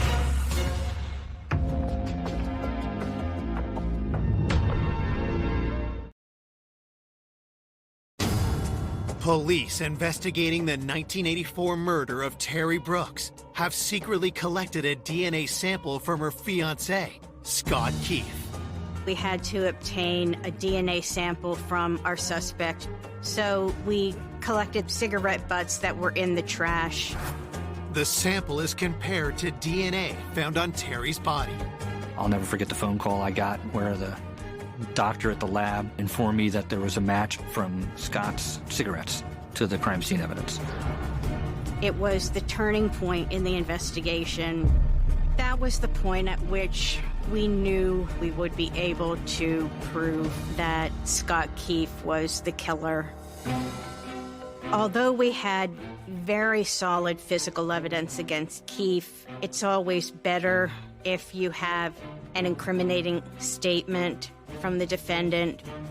We asked Mr. Keefe to come to the police station as one of the friends and family members that we were interviewing as part of our investigation. We believed that he would cooperate with us. We believed that he would come across as wanting to help, that he would try to sell us the same story that he was the grieving fiancé, that he'd been telling people for 15 years. As predicted, Scott agrees to cooperate with police. We had a strategy to conduct that interview on the anniversary date of the murder. People pay attention to dates. It could raise a person's anxiety level and make them more apt to make mistakes. The interview begins, and Scott tells a familiar tale. He told us the same story that he had told others over the years, that they were happy, this was the love of his life, and that somebody else had taken her away from him. If we came on too hard, we were too aggressive in our questioning, we felt he would lawyer up and stop the interview. So slowly we built towards the question of whether Scott had anything to do with this or any knowledge of it. And once we got to that point, we asked Scott if he would take a polygraph. You can never force anyone to undergo a polygraph examination, but he agreed to that. The polygraph operator said he was lying. So now Scott started to say things like, I didn't mean for this to happen. But then he caught himself and said, but I didn't do it. But over time, that culminated at one point in him saying, she came at me first. And that was the first time he put himself at the scene. Investigators keep the pressure on, and finally, Scott breaks. He admitted that she essentially told him that she wanted to break up with him, and he was enraged because of that. At one point, he punched her in the face. They struggled for a while in that kitchen prep area. A knife had fallen onto the floor, and he knocked her down and straddled her, choking her and banging her head repeatedly against the floor. But then he grabbed the knife and stabbed her with it, and it stuck in her throat. Then, in his words, he bent over to make sure she was dead, saw that she was still breathing, so he grabbed the trash can liner to wrap around her face to make sure that she would in fact die, and he said he didn't want to look at her face. At that point, he admitted he took the money from the office. He said he exited to the drive-through window to make it look like a robbery. Scott told us that the reason he went to the Brooks family home the morning of the murder was to make him look innocent. So he's surrounded by her family when the crime is supposedly discovered. It was completely a misdirection, a diversion that worked for 15 years for him. Scott is charged with first-degree murder. I was elated. I was like, thank God they finally nailed him. Because we waited a long time. Getting the answers of who killed my sister really gave my dad some comfort. But I think he was still in disbelief that Scott did it. We were just so happy we could tell her family that the person who had killed their daughter was in prison, and we were confident he was going to be convicted. At trial, Scott Keefe is found guilty and sentenced to life in prison. Terry was a tremendous young person who had unlimited potential. She had good relationships with her family. It's really a terrible tragedy that her life ended this way.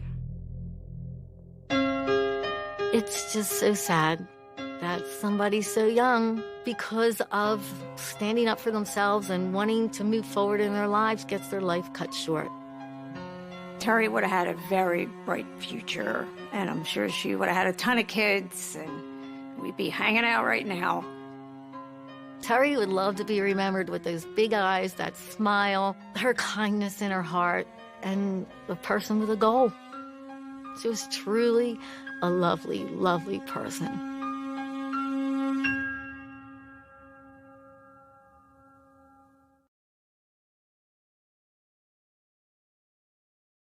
A selfless and caring single mother. She just loved life. Dana would help in any way she could. Is ruthlessly killed in her own home. There was a great deal of damage to her throat. It was a rather brutal attack. And it would have taken somebody very, very strong to have done that kind of damage. Leaving a family devastated. I cried every night. You just can't fathom it. You can't comprehend it. Police uncover a deadly obsession.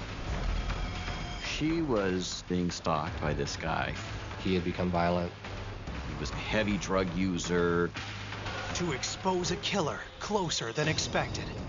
How is that possible? Someone that Dana was trying to help. That had to be a huge betrayal.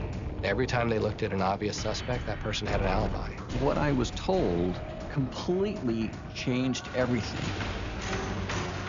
That was quite a shock. I couldn't believe it. It was all a bunch of lies.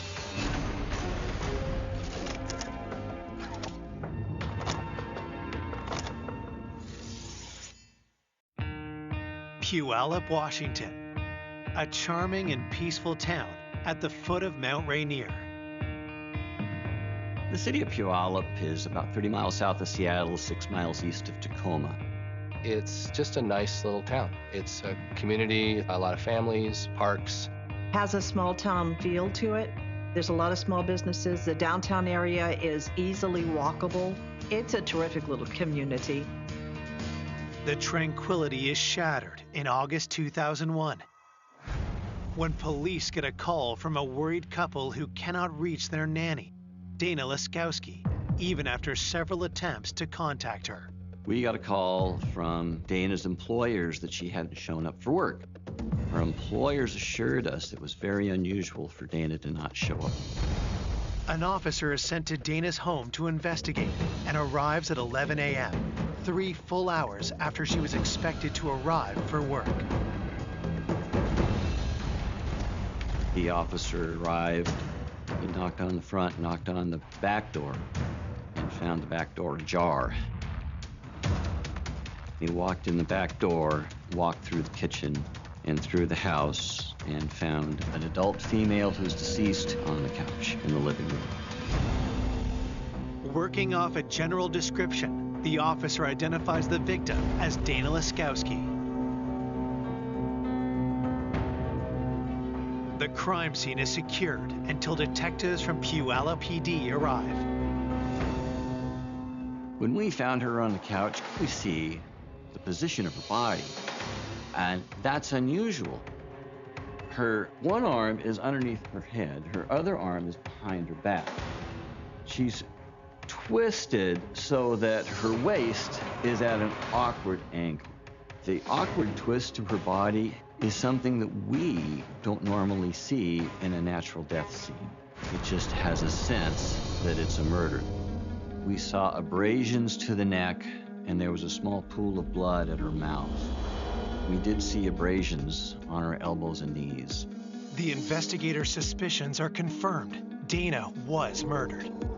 What it looked like was a strangulation that occurred on the couch, and then the offender simply left her in the position that we found her. Forensic technicians searched the living room for evidence. Primarily, the items that we collected were either hair or fibers, and then extensively processed for fingerprints. When we were processing the carpet, we discovered blood trail or spatter of some sort. The locations of those were believed to be consistent with the struggle. Investigators continue their work throughout the rest of the home. It looked to me like the house had been ransacked. It had a feel that it had been searched, where someone was looking for something. We discovered a basement window that had appeared to have been recently broken, and it was possibly a point of entry. One of the first things we're going to wonder is, was the victim murdered by a burglar that broke into her house during the night? Or was the murderer somebody that she had invited over the house? As they wrap up their work at the scene, detectives contact Dana's family to deliver the tragic news. My son phoned me, and I said, yeah, and he said, Dana's dead. That was it. I was pretty much in shock, and I said, tell me one more time, say what you said, because I didn't want to believe it.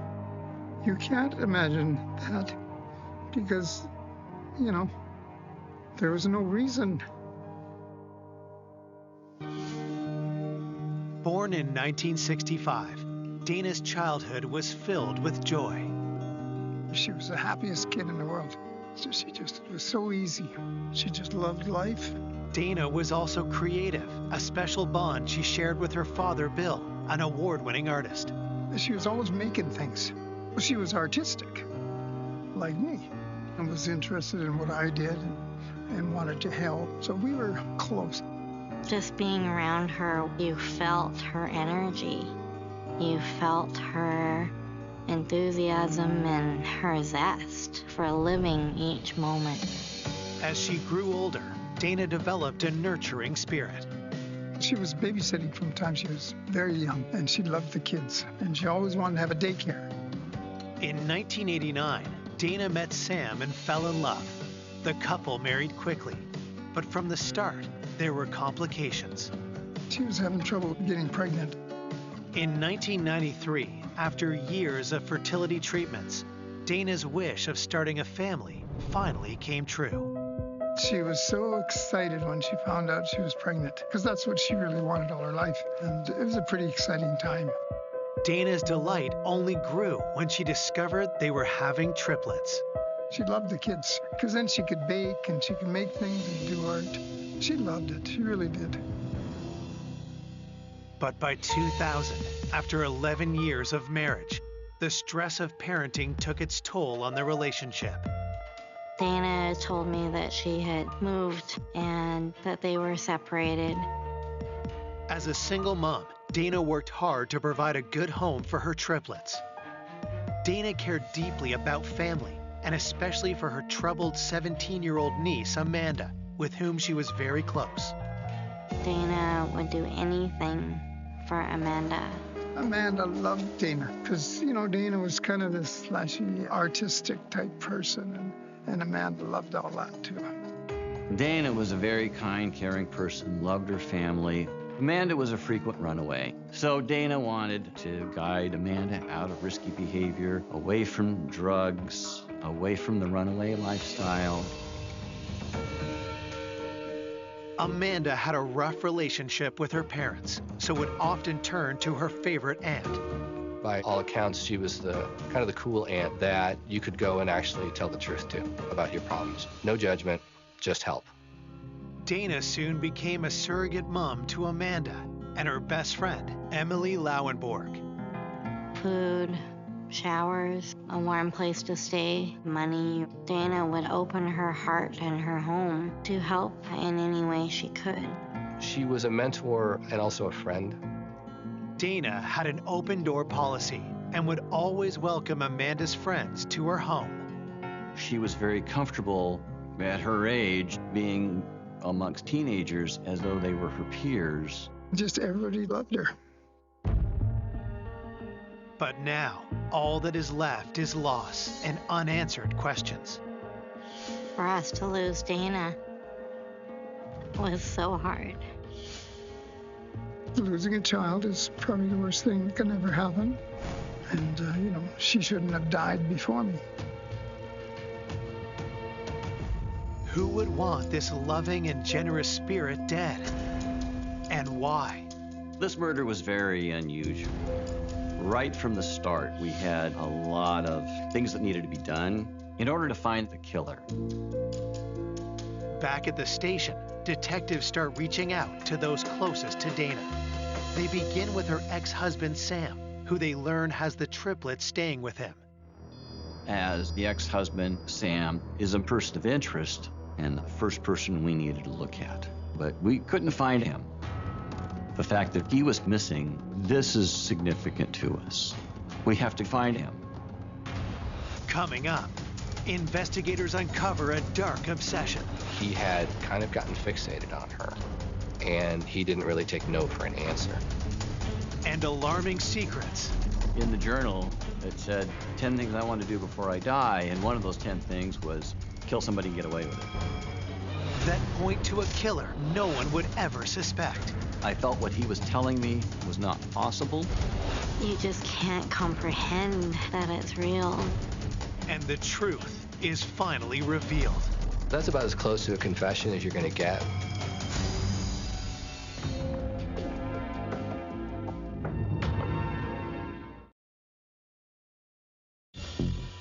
Police investigating the murder of mother of three, Dana Laskowski, are trying to track down her estranged husband, Sam, when suddenly they receive a surprise call. Sam actually reached out to the police to try to find out what had happened. Sam, it turned out, he had taken his kids camping and away from his phone and away from contact. And so when he got back to civilization, he had all these messages that Dana was murdered. So we went up to interview Sam, Dana's ex. And so when we confirmed that Dana was murdered, Sam was upset. He would respond to all of our questions, but he's just not the kind of person that elaborates. As we were talking to Sam, we noticed he did have some abrasions on his knees, and that's unusual. We asked him about that, and he said they were from playing baseball. It was baseball season. Detectives press Sam about his feelings toward Dana. When asked about his relationship with Dana, Sam described it as they were estranged, but they co-parented their kids, and they've had arguments, but overall, they were trying to make it work. Sam and Dana just grew apart. When she moved away, she was so excited. I think it made her feel good about knowing that she could be independent, and I think that was important for her to be able to do that on her own. We just felt that Sam was mad at Dana for having relocated 3 hours away and had split the family, and the hopes of having a family and a marriage were dashed and destroyed. Was that enough to push Sam over the edge and harm Dana? Based on the information that we had about her ending her time with her husband and becoming estranged, we thought Sam had possibly come over to discuss something that has to do with custody, and they'd gotten into a fight, and the fight resulted in Dana's death. Police asked Sam where he was the night of Dana's murder. Sam said that he had left his kids at his home and he went and got gas. He showed us a receipt for that gas. He said the next day he went camping with the triplets. Detectives believe Dana was killed sometime between midnight and 7 a.m., but Sam cannot corroborate where he was at that particular time. There wasn't an ironclad alibi. He didn't have 3 adults who would be able to say he was with us all night. They were kids, they were sleeping. It was not impossible for Sam to have left the kids and come back to Dana's house and committed the murder. And we looked at the possibility that he filled up his gas tank, drove to Puyallup, killed Dana, and then drove back to the kids at the home. Investigators pressed Sam further. Sam denied killing Dana. When we approached Sam for his fingerprints and his DNA, he was not necessarily agreeable or cooperative, didn't like the idea that he was a potential suspect. He certainly didn't like the idea that we thought that he might be responsible for her murder. Sam didn't really want to cooperate with requests for DNA and hair samples.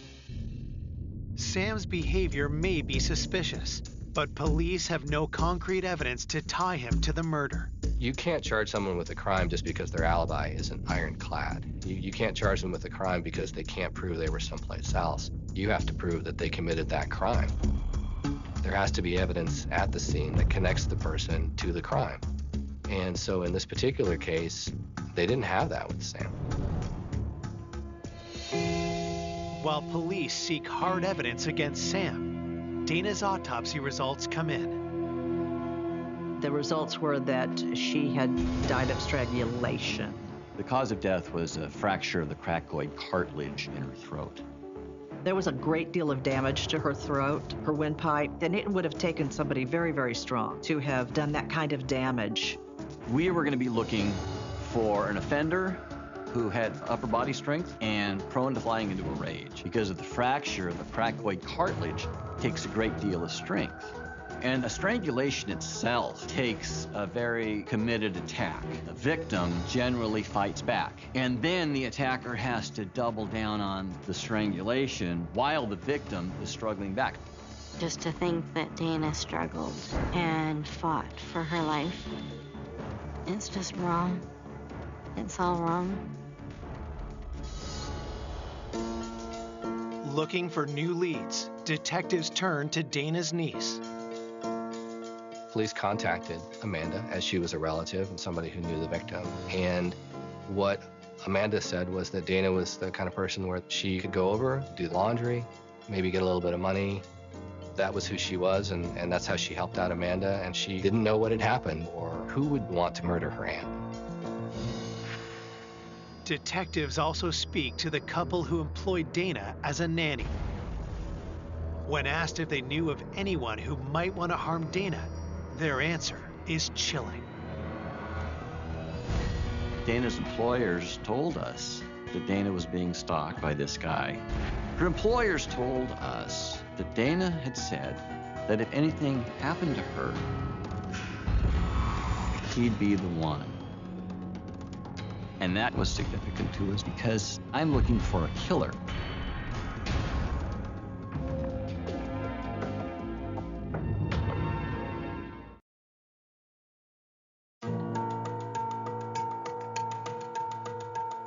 Police investigating the strangling of Dana Laskowski have been told that she was being harassed by a stalker.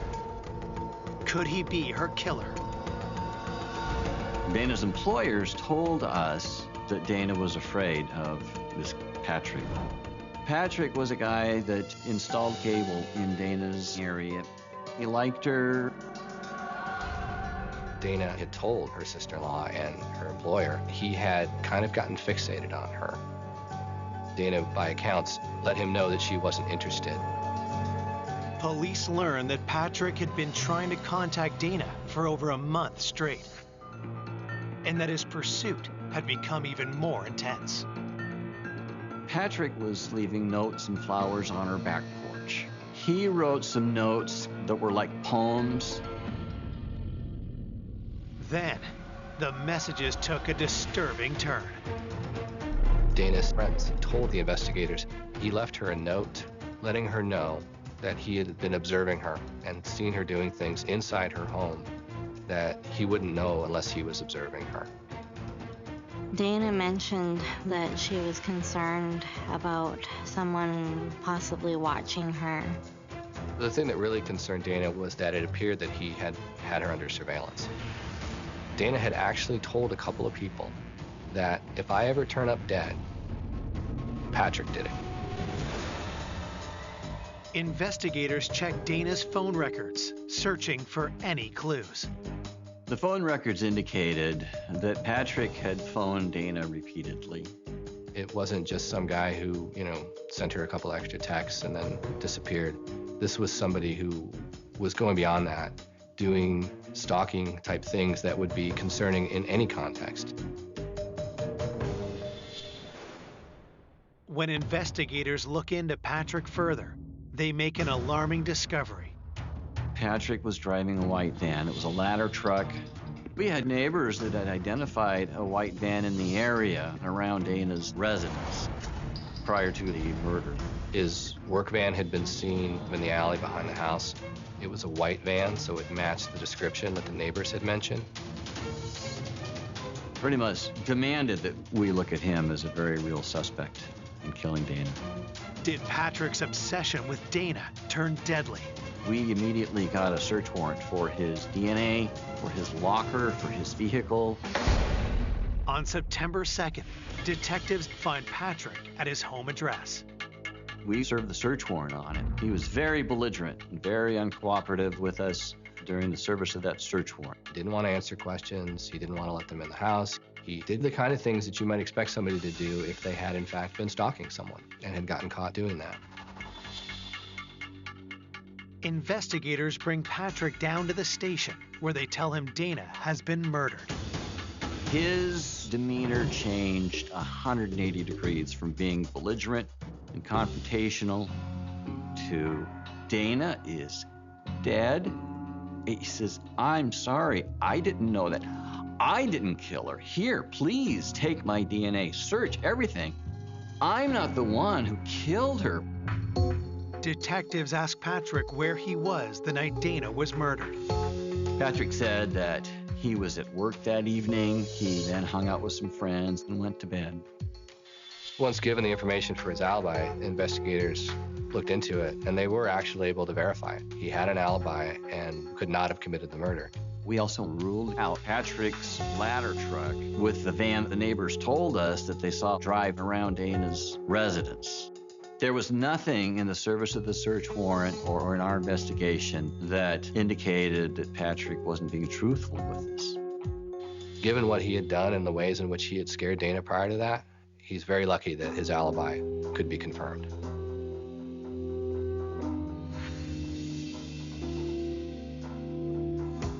Having cleared Patrick, investigators now focus on another man in Dana's life, Michael, who they learn was having a long-distance relationship with her. Michael lived up in Canada, worked in the film industry. Dana met him when she was up in Canada visiting one of her friends. And they hit it off, and so they started to date. But he stayed in Vancouver, and she was down in Puyallup, and that's a several-hour drive from Puyallup to Canada. Friends tell police that their relationship was not without problems. They said Michael would party to the level of like a teenager, that he was at a certain level of partying that Dana didn't approve of. And so Dana was a little uncomfortable with that. There'd been a point where Dana had broken it off, but he was still interested, so they tried to make it work and get back together. But when detectives dig deeper, they learn Michael has a darker side. We were told that Michael was a biker, that he was a heavy drug user. Police also uncover a significant piece of information. Dana confessed to a friend that she'd had a one-night stand. And when Dana had that one-night stand, she was still in a relationship with Michael. Could this have been a motive for Michael to kill Dana? When we found out that Dana had a one-night stand, we looked at Michael as a potential suspect, possibly murdering Dana out of revenge.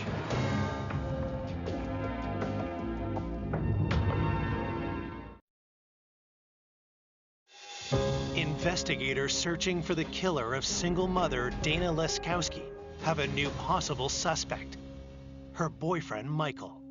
Detectives want to know if an infidelity may have led to Dana's death. That caused us to believe that we had to rule him out as a person of interest. Michael lived in Canada, so we went up, and when we talked to Michael about Dana's death, it appeared to us that he was very emotionally overcome by it, that Dana was the love of his life, and that she had been taken out of his life, and that he was very seriously grieved. Michael also tells police he knew about the one-night stand, but had moved on. Detectives press him further. Michael told us that when he was on the phone with Dana on the night of her death, that she seemed a little guarded to him. He told her that he loved her, and then she didn't tell him back that she loved him, and he thought that was a little odd. He didn't like how the conversation ended. And that prompted him to want to get on the road and come down and see her and see if everything was okay. Michael claims he never made it to see Dana. He said he was stopped at the border and he was turned away. He had some legal matter up in Canada that wasn't settled, and so he wasn't admitted. There was border crossing records that verified his alibi, that he did not cross the border. He got stopped by Border Patrol, and so he was able to show definitively that he was not anywhere near Puyallup at the time of Dana's murder. We didn't find the evidence to support that Michael had committed the murder. Michael is ruled out as a suspect. Police also determined the man Dana had a one-night stand with was nowhere near her house on the night of the murder. At this point of the investigation, we just were really kind of at a dead end. I mean, there were all these people who would have been really good, solid suspects in any homicide investigation, but all of them had alibis, and all the alibis were verified. I was frustrated that the case wasn't moving forward, that it wasn't advancing. With the case at a standstill, detectives search for any detail they may have overlooked. Where Dana's ashes are inurned, there's a book, and people can go and write their memoirs. The book has been left open for comment since Dana's funeral.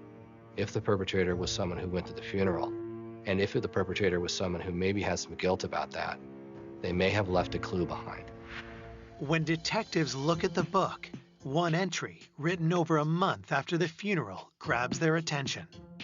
One of the memoirs that was written by Dana's niece, Amanda. And she said, "I'm so sorry I wasn't a better niece for you. 34 days clean and sober. It's all for you." That was significant. There was something about the way that she'd written it that suggested it was a communication to Dana of remorse and to make amends for what had happened. And it was something that was significant enough to follow up on. Why did Amanda write that she had let Dana down? Detectives have a hunch that she may know more about her aunt's death than she's been letting on. That's it. That's the key. The key is the niece. I called Amanda in for an interview. When I asked her, "What do you know?" she said, "I wasn't there. I don't know what happened." With Dana gone, Amanda has been missing a mother figure, getting into trouble, and as detectives learn, spending time with a rough crowd. In the center of Puyallup downtown, we had Pioneer Park, and a lot of troubled teens would hang out there. The park kids called themselves the Park Rats. Amanda usually would be out around town in the middle of the night, hanging out with the Park Rats. Dana would often welcome Amanda's circle of friends into her own home. Could one of the Park Rats that Amanda knows have been somehow involved in Dana's death? And I talked to her about who of her friends would meet this profile of having upper body strength, prone to flying into a rage. And Amanda said, well, it sounds like you're describing Blaine. She said Blaine actually attacked her on a couch, and it was a rather brutal attack. Blaine had come on to her, and that she had rejected him, and that he had become violent. Had Blaine tried the same thing on Dana, only for things to turn deadly? Blaine had been at Dana's house before in some casual get-togethers, and possibly Dana would have rebuffed that advance, and that Blaine would be the kind to fly into a rage. Then Amanda reveals something else. Amanda said that while we were processing her Auntie Dana's crime scene, she was across the street. She ran into Blaine there. She said that Blaine had scratches on his arms. When I get this information from Amanda, I look into Blaine and I find that he's got a violent past and he has quite a criminal history. Police learn that Blaine's rap sheet is extensive and littered with drug and gun charges. I felt he was a very good person of interest in the murder of Dana Laskowski. But there's a big problem. Blaine is no longer in Washington. I found him living in the far southeast part of the United States. I wanted to bring him back to Washington to collect his DNA, to talk to him as a person of interest. But he was not cooperating.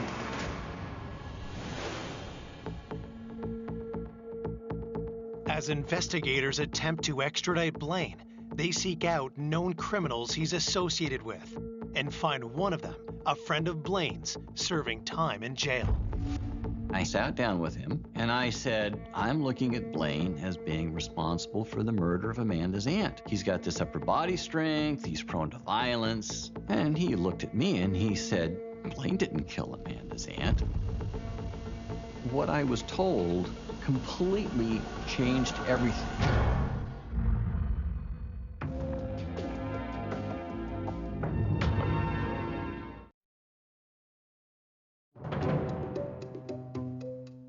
Detectives hunting the killer of Dana Laskowski have a new suspect, Blaine, the troubled friend of Dana's beloved niece, Amanda.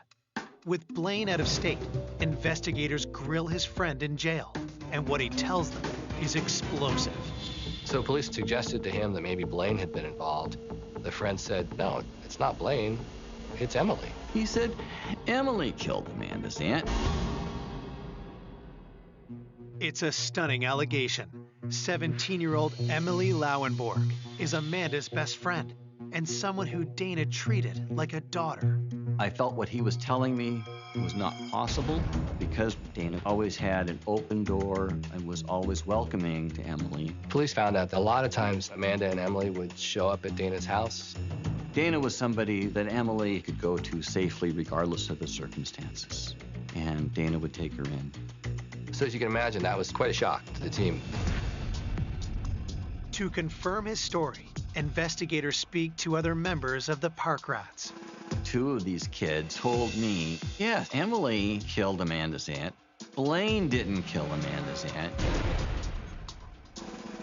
Nobody doubts that Emily did it. Nobody. One of these individuals told us that Emily was doing a lot of drugs. Had Emily's reckless behavior somehow played a role in Dana's death?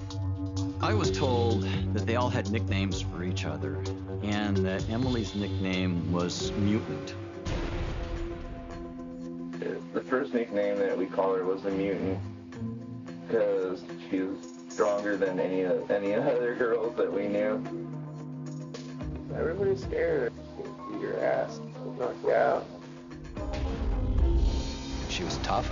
She would challenge them to wrestling. She would beat them in wrestling. She was very intense. and I was told she's able to choke people. She would wrap one arm around their neck, grab the other hand, and flip their body over her hip. And that was consistent with the body position that we found Dana Laskowski in. Twisted at the waist, with one arm behind her back and an injury to the neck. And so the initial thought that it can't be her was slowly replaced with, well, maybe it could be her. She's intense, she's strong, and everybody seems to be kind of scared of her. Did Emily actually kill Dana? And if she did, what could be her motive for committing such a heinous crime? Investigators bring Emily in for an interview. I sat down with her, and I had a tape recorder. She said, "Aren't you going to turn that thing on?" I would say she was quite self-confident, a little cocky. She was not particularly cooperative with efforts to talk to her about what happened. And I said, you know, here you are, sitting in a police station under suspicion of murder, and you're playing this game with a detective. And I said, look at these people right here that have told us you killed her. And she said, those people are lying, and that she didn't do it. She got very angry. Those people are lying. When investigators ask Emily where she was the night of the murder, she dodges the question. She was bartering and arguing with me and not really giving me a clear defense and denial.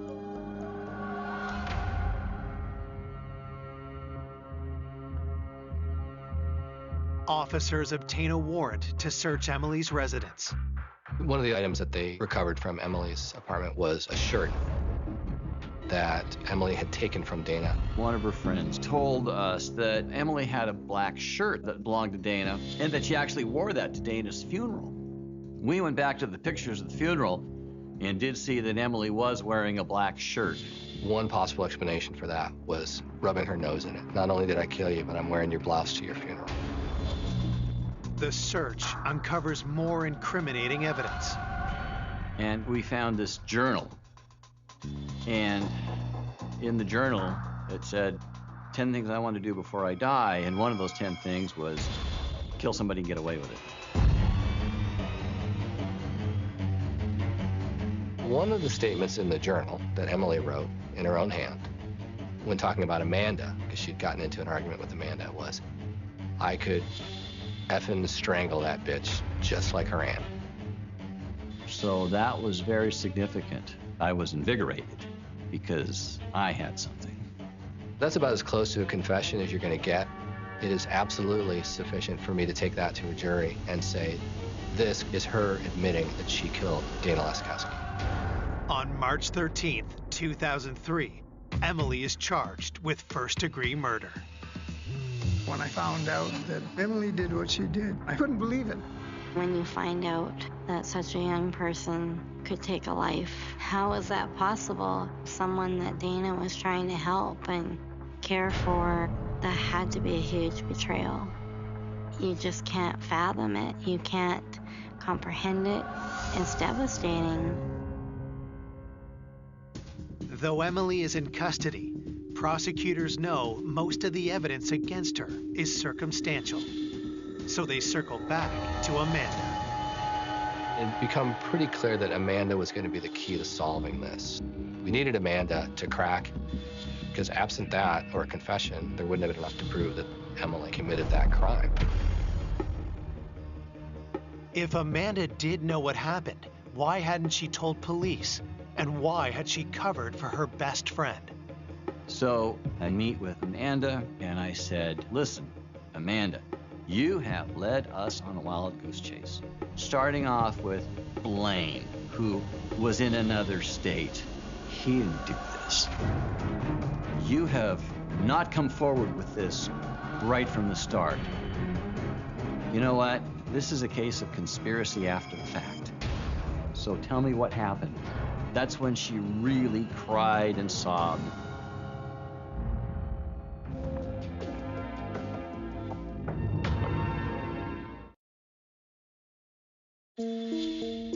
Police Police have charged local teen Emily Lauenborg with the murder of Dana Laskowski. Now, investigators suspect Emily's best friend, Amanda, Dana's own niece, may also be involved. I said, all right, tell me what happened. You've sent us on every possible goose chase and every rabbit trail you could head us down. It was all a bunch of lies. Through tears, Amanda makes a horrific revelation. Amanda disclosed that she and Emily came to Dana's house and they came to the back door. They were high on some drugs, and they just went up to try to get some money. And Emily was rude, and Dana said, "You girls have to go." Things quickly escalate.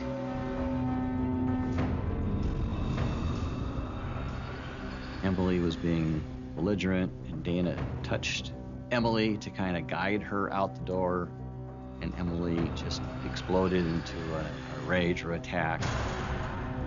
Basically, she attacked her, put her in that wrestling hold, and squeezed too tight with some kind of scarf or fabric. Amanda said she turned around because she didn't want to watch what was happening.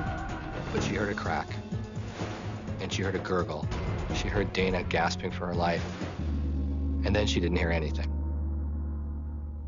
And that was because Dana was dead. And then they took the money and left.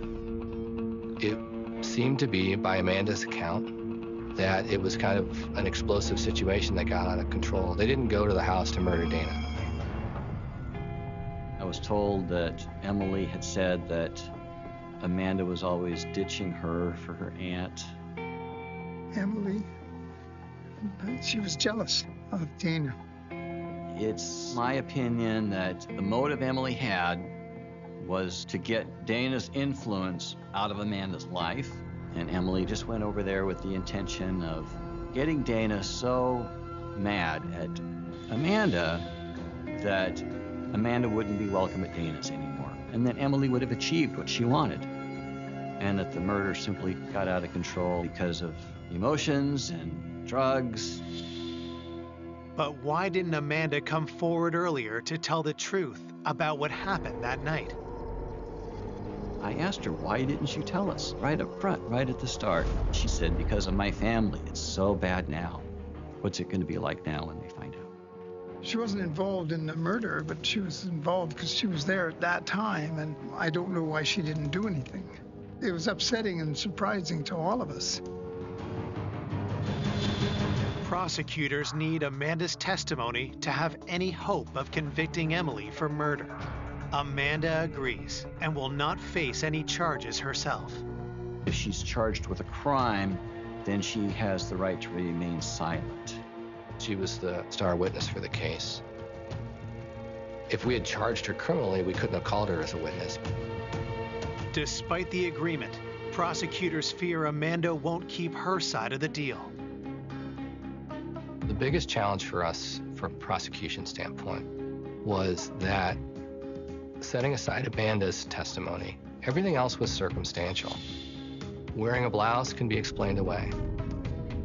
An angry journal entry can also be explained away. I think the only way that we could have been successful in front of a jury was to have Amanda take the stand. The problem was knowing exactly where Amanda's loyalties would be. She was very conflicted, and there was definitely a chance that Amanda could have taken the stand and said, I lied to the police when I said what I saw, and I didn't see any of that. I was very concerned that the jury was going to listen to this case and look at Emily and say, I just don't buy it. This is a case where, had we taken it to a jury, all of those questions that had come up in the investigation, all the initial leads, all of the doubts that it could really have been Emily, all the alternate explanations were certainly enough that it could have been that a jury had decided that we just didn't prove it beyond a reasonable doubt. Prosecutors face a difficult choice. Risk Emily walking free after a jury trial, or guarantee at least some jail time with a plea deal. Ultimately, what we're trying to do here is to make sure that we hold the killer responsible.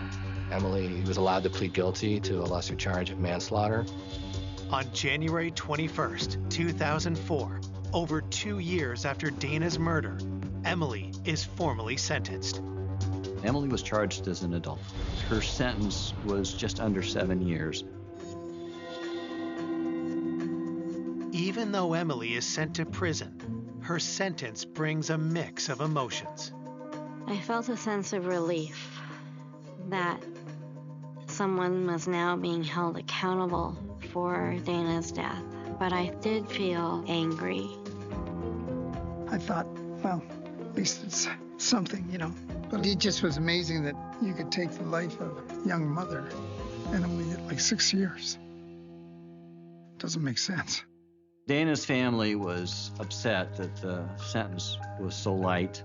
They felt that the person responsible for taking the life of Dana should have been given a stiffer sentence. It was really tragic. And one of the things about the criminal justice system is it doesn't put things back the way they were. It just tries to hold people responsible so people can move forward.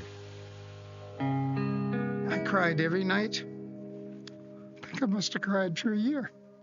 I miss her a tremendous amount. And I will think about her forever. I don't think we ever will get over the loss of something so tragic. I can't really say her family ever had closure because to them, the loss was the loss of Dana. A gavel dropping doesn't undo that loss. I miss her a lot.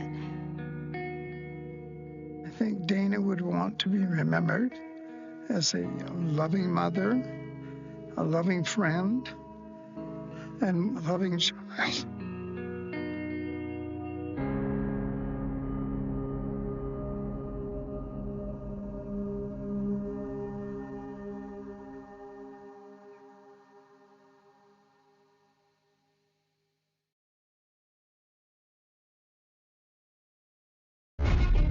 A single mother with a big heart. If you needed anything, she was always there. She was a sweet girl. Everybody loved her. Is the victim of a bizarre murder. Duct tape had been wrapped around her head about 14 times. This is nothing I had ever seen before or even heard of before. Leaving her young son as the only witness.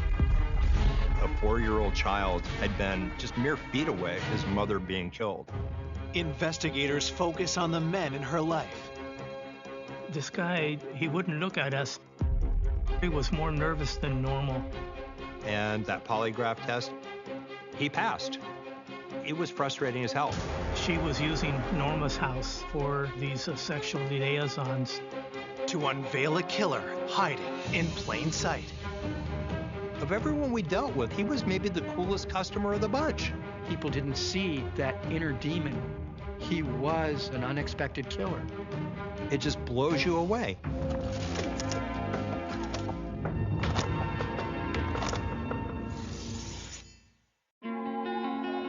Port Hueneme, California, a peaceful beach town on the Pacific coast. It's a hidden gem. Port Hueneme is about 60 miles north of LA. It's a completely different environment. It's a lot more relaxed. It's a quiet town, and it's a town that has, for a long time, a ridiculously low crime rate and very rarely a homicide. But the tranquility of the seaside community is shattered one summer morning when police get an urgent call. On June 1st, 1993, it was about 7 o'clock in the morning, our dispatch received a call of a possible homicide. An ex-husband had called up and said that his ex-wife had been murdered. We hadn't had a homicide in over 3 years. It took me a second to realize, okay, this is real.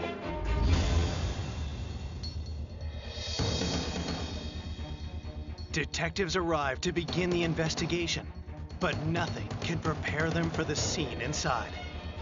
I got inside the house, and then it was like, oh my God. This is just too bizarre for words. She's laying on the floor, head encased in duct tape. It had been partially cut away, but it appeared as though someone had tried to wrap her like a mummy. It went from the top of her forehead to the chin. It was just incredibly strange. This is nothing I had ever seen before or even heard of before. And some rigor mortis had set in the back portion of her body because she was laying on the back. Usually rigor mortis takes a number of hours to show up. We estimated that the victim probably died in the early morning hours. When I saw that duct tape, the first thing that entered my mind was this was somebody she knew. Whoever did it didn't want to have her look at them while they were committing the crime. Looking to unravel the mystery of this bizarre murder, detectives turn to the victim's ex-husband, who claims to have discovered the body. At the house, the ex-husband was there, his brother was there, and 2 younger sons were there. The ex-husband, Tony, identifies the victim as 32-year-old Norma Rodriguez, mother to 2 boys, Andrew, 11 years old, and Austin, 4 years old. Tony, he said that he had come over to the house to pick up the kids to take them to school, which was his regular practice. The 2 boys were still asleep in their beds. When Tony realized what had happened to their mother, he told them to stay in their room until police arrived. Tony, his brother Hector, and the 2 sons were transported to the Port Hueneme Police Department, where they were going to be interviewed separately. Tony and Hector were first at the house, and we needed to determine what happened. Police continue to comb through the house looking for clues. It was not a scene of extreme violence. There wasn't blood anywhere. There weren't a lot of things overturned. In the bedroom, we located her purse, and it was intact. There wasn't anything that seemed to be missing. This was not like a burglary that had gone wrong. There's no sign of forced entry into the home. Then, something else catches the detective's eye. I noticed a set of keys that were on the floor. They were in an unusual location, close to her body. We checked and confirmed they were Norma's house keys. But why were Norma's keys lying next to her body? As investigators finish processing the scene, Norma's sister, Aralia, arrives. I was supposed to pick her up because we were going to go looking for a car for her. And I had been calling her and calling her. And I drove to her house. That's when I saw the yellow tape. I saw the police department there, and that's what they told me would happen. And my worst nightmares, did I ever think that this would happen to my sister? It is horrible, horrible.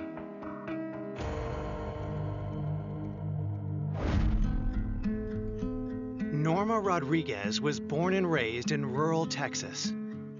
We're 7 sisters and 1 brother. She was the middle child, and, I was really close to Norma. She was very quiet, very reserved, a very big heart. If you needed anything, she was always there. I first met Norma in 1975 in junior high school. We were 14 years old, and we became friends right away. Well, we used to hang out together and just go everywhere together. She could be feisty, but she was a sweet girl. Everybody loved her. After high school, Norma moved to Oxnard, California for college and soon fell for another student named Tony. She loved him. She just loved being with him. Their college romance became more serious, and 2 years later, in 1982, Tony popped the question. They soon had their first son, Andrew, and their second son, Austin, arrived 7 years later. She was just a great mom. Norma was very devoted to her boys. Her boys were her life. But in 1991, after almost 10 years together, Tony and Norma's marriage became strained. Tony was really never around. She was getting into arguments and fights with Tony, asking him to provide for them. She realized it would be an easier life for her if she just went on her own without Tony. And that's what she did. Later that year, Norma moved with her sons to the neighboring town of Port Hueneme. She got a job at a local retail store and started a new chapter in her life. Being a single mom, people might think that's a hard job. She enjoyed it. And it was hard for her, but she was happy. Who would want to take the life of this loving mother, and in such a bizarre way? Later that day, at police headquarters, detectives begin to interview Norma's ex-husband, Tony Rodriguez, and his brother, Hector. As the first two parties to the scene, the investigators had to look at them. The detectives asked Tony about how he found Norma earlier that day. Tony, he said that he had knocked on the door, but Norma didn't answer. Sons Andrew and Austin were asleep. The door was locked, so then he used a credit card in order to slip the lock, and he was able to open the front door. When Tony and Hector entered the living room, they saw Norma lying on the floor, her face wrapped in duct tape. Hector told us that he cut the tape because they didn't know whether she was deceased or not, and they wanted to try to make it easier for her to breathe. He's the one that had the scissors in his possession, and he's the one that decided to cut the tape off of her face. We thought, wow, that's a little strange. Why is this guy doing this? Why is he messing up our evidence? You know, Hector told us that the body was still somewhat warm. And that didn't make sense because by that time she had full rigor mortis. I mean, she had obviously been deceased for a number of hours. I just wasn't buying it. Investigators are skeptical. Is Hector misleading police because the two men have something to hide? They hone in on Tony and Hector as possible suspects. We don't know these people. We don't know what they're capable of. Tony and Hector are suspicious. And Tony, being Norma's ex, he was right at the top of our list. Coming up, detectives broaden their hunt for a possible killer. We've got countless potential witnesses, countless potential suspects, interviews with co-workers. We didn't know who it was. I just wanted him off the streets. Investigators suspect a love interest from Norma's past has something to hide. It was a brief but intense relationship. It was that selfishness, that narcissistic quality that would cause him to end someone else's life. And what police uncover shocks everyone. All this time, were we dealing with a true sociopath and, you know, couldn't see it?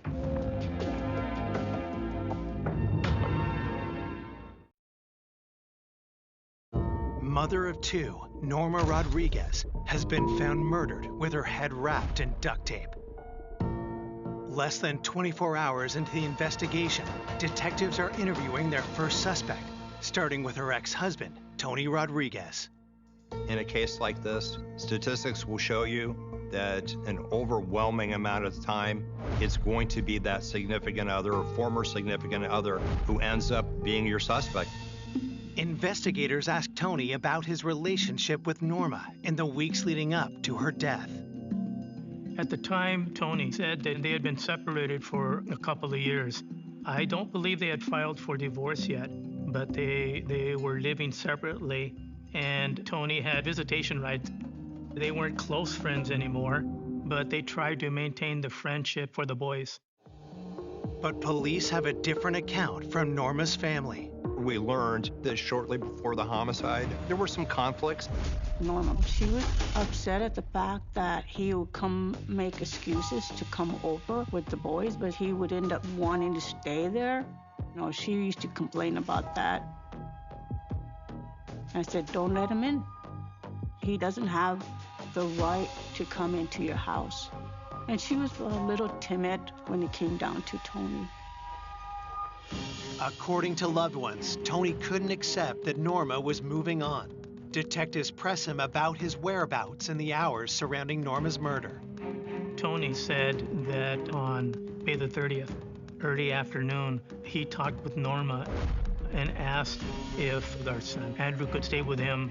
Tony had tickets to an Angels game the next day, and so they agreed that that was okay. Tony says Andrew was dropped back home the next night. At the time, Tony never entered the house.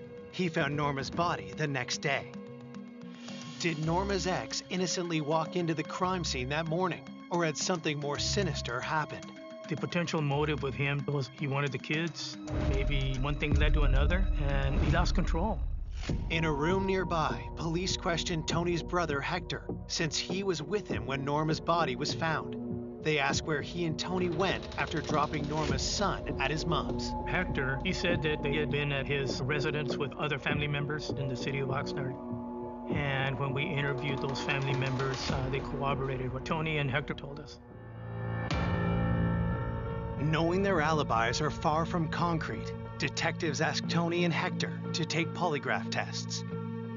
The results of the tests were that they were being honest in stating that they did not know anything about the homicide. With no hard evidence to hold them, investigators are forced to let the two men go. News of Norma's death quickly spreads through the small community.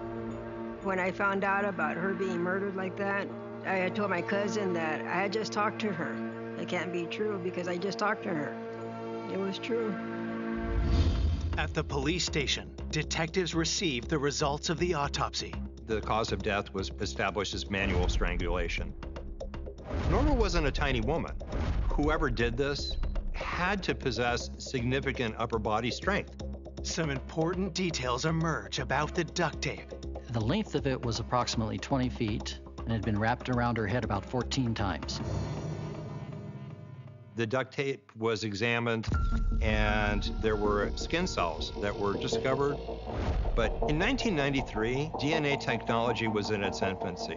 You had to have a fairly significant sample size in order to potentially get a result from it. In Norma's case, they didn't have nearly enough in these samples. To find out who did this, we have to dig deeper. Searching for new leads, detectives hope Norma's 11-year-old son, Andrew, can help. With Tony's consent, the detectives talk with him at the station. When you're interviewing any type of a witness, it's a difficult process. And you have to understand that when you're interviewing a child, it's extremely difficult. We interviewed Andrew, and we just wanted to try to get as much information as we could. From the date of the homicide, Andrew had gone to a baseball game with his father and his uncle. Later at night, Andrew was dropped off at the house, and the house was dark. Andrew walked up to the front door, found it was locked. He went around to his bedroom, saw that the window was open, and crawled in. Then, Andrew shares a disturbing detail told to him by his younger brother. When Andrew came into the bedroom, 4-year-old Austin had said, "Mommy has a Band-Aid on her face." That didn't register immediately with Andrew, and so he went to bed. And it wasn't until morning that Andrew found out exactly what Austin meant by a Band-Aid. It just ripped at your heart knowing that a 4-year-old child had been just mere feet away from his mother being killed. And at one point he had come out, he had seen his mother's body. That just ripped at me a lot. What else had Norma's youngest son, Austin, seen? Detectives decide to speak to the 4-year-old. At first he was withdrawn. He really didn't want to talk about it, which was understandable. I knew that because he's 4 years old, and I couldn't have gone on much longer than I did. And I knew that I needed to stop. But then he mentioned a man by the name of Corey. He brought up the name Corey as someone who was over at the house at that time. Now we've got this person who might end up being our prime suspect. But who was Corey? Had he killed Norma?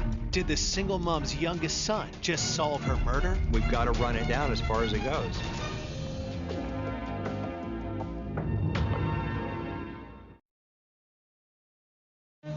Police are investigating the bizarre murder of single mother Norma Rodriguez. Her youngest son, Austin, says he saw a man named Corey at their home around the time of the murder. At that time, we had no idea who Corey was, but it was something that had to be checked out. Detectives learn from the family that Corey could be Corey Davis, one of Norma's co-workers. So they head to her workplace. First step was find out, to what extent Corey knew Norma, if they socialized, if they were friends away from work, and so forth.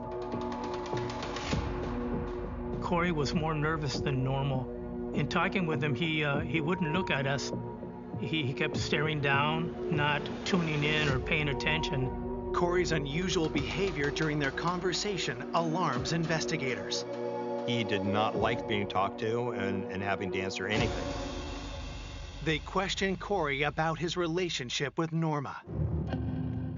He stated that he would interact with Norma at work, but they weren't that close with each other, and they didn't have any interactions beyond that. Detectives want to know if he was at Norma's house near the time of her murder, as young Austin claimed. He made it pretty clear that he wasn't at the house at that time. Instead, he said the night of the homicide he was at home. The only people who were there at home with him were his parents. We needed to find out how much of what he was telling us was, provably true. While officers are sent to check Corey's alibi, detectives speak to Norma's other coworkers, starting with her friend, Beatrice. Beatrice came to Norma's house on Sunday, the day before the homicide. Norma had a get-together, a small barbecue at her house for several of her coworkers. Police ask Beatrice if she remembers anything unusual about the day of the barbecue. Beatrice said that while she was there, suddenly Norma can't find her keys anymore. And they ended up searching all over Norma's house, trying to figure out what happened to Norma's keys. They didn't find them, and then they're laying beside her body, beside her house at the time she's found. We figured someone had taken her keys, and that's how they were able to enter the house. It's a significant lead. Does this mean the killer stole the keys at Norma's barbecue? Detectives renew their focus on her inner circle. From everything we knew, this was a pretty personal crime. We had a certain confidence that the killer knew Norma. At the police station, investigators discover information they received from Corey Davis has some holes. One of the things we do with everyone is we find out what their addresses are, their date of birth, everything else. And with Corey Davis, one of the things we noticed was that his address he gave us was not the address where he was actually living. So there was a discrepancy there. Why would Corey withhold that information from detectives? They wonder what else he's hiding. But at this point in time, Corey jumped out at us as this is the one we need to concentrate on. Police bring Corey in for an interview, but he's far from helpful. He's like, I don't want to be involved in this. Well, I understand that, but like it or not, you are part of this case. If you want to be eliminated from the suspect pool, the best way to do that is to cooperate with us. Detectives share details of the crime with Corey to observe his reaction. With the information that we were giving to him, he was obviously upset, and he took it really hard. Corey denies any involvement in Norma's death.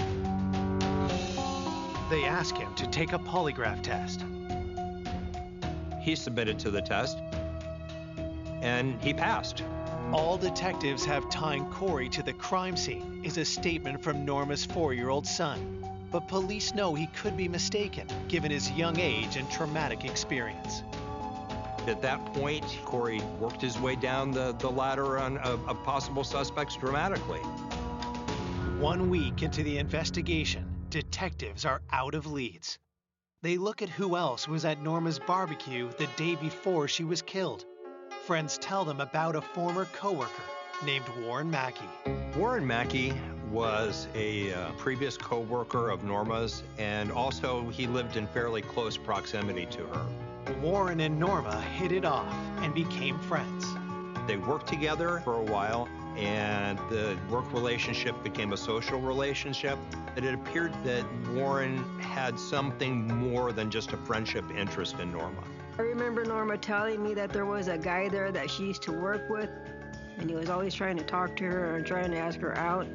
Talking to Norma's coworkers, detectives learned that Warren pursued Norma, but she wasn't interested in him romantically.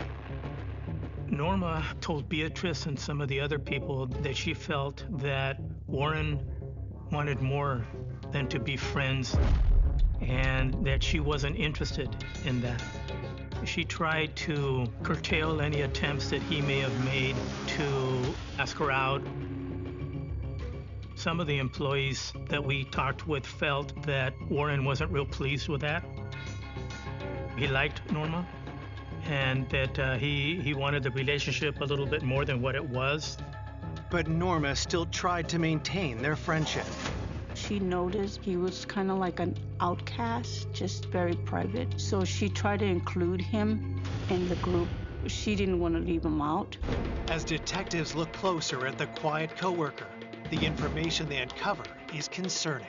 Started picking up little details about him at that point. There were some people who said, yeah, good guy, he was okay to work with.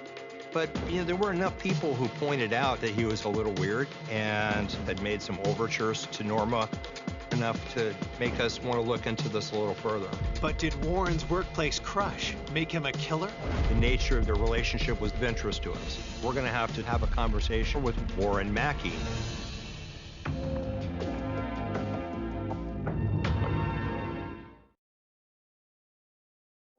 Police investigating the murder of single mother Norma Rodriguez are questioning her former coworker, Warren Mackey. Detectives have learned that Warren may have been more than a doting colleague. They're trying to determine if he's connected to this brutal crime.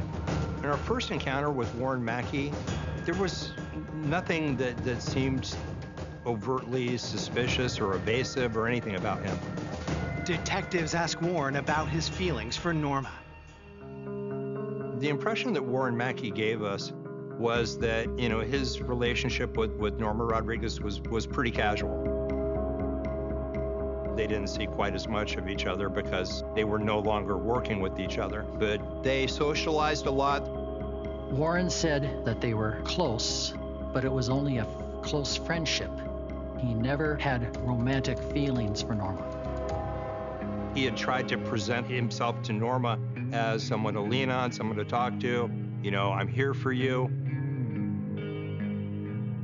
But investigators aren't fully buying it. We felt that Warren liked Norma and that he wanted to make the relationship closer than it already was. Then, Warren reveals a detail that grabs investigators' attention. He had helped out Norma with, a couple little things around the house.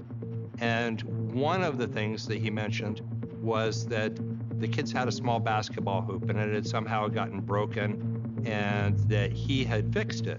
And what really kind of set off an alarm was the fact that he had fixed it with duct tape. This is the first time in the investigation that anybody's mentioned duct tape or someone possessing duct tape. Detectives drilled down on when Warren last saw Norma.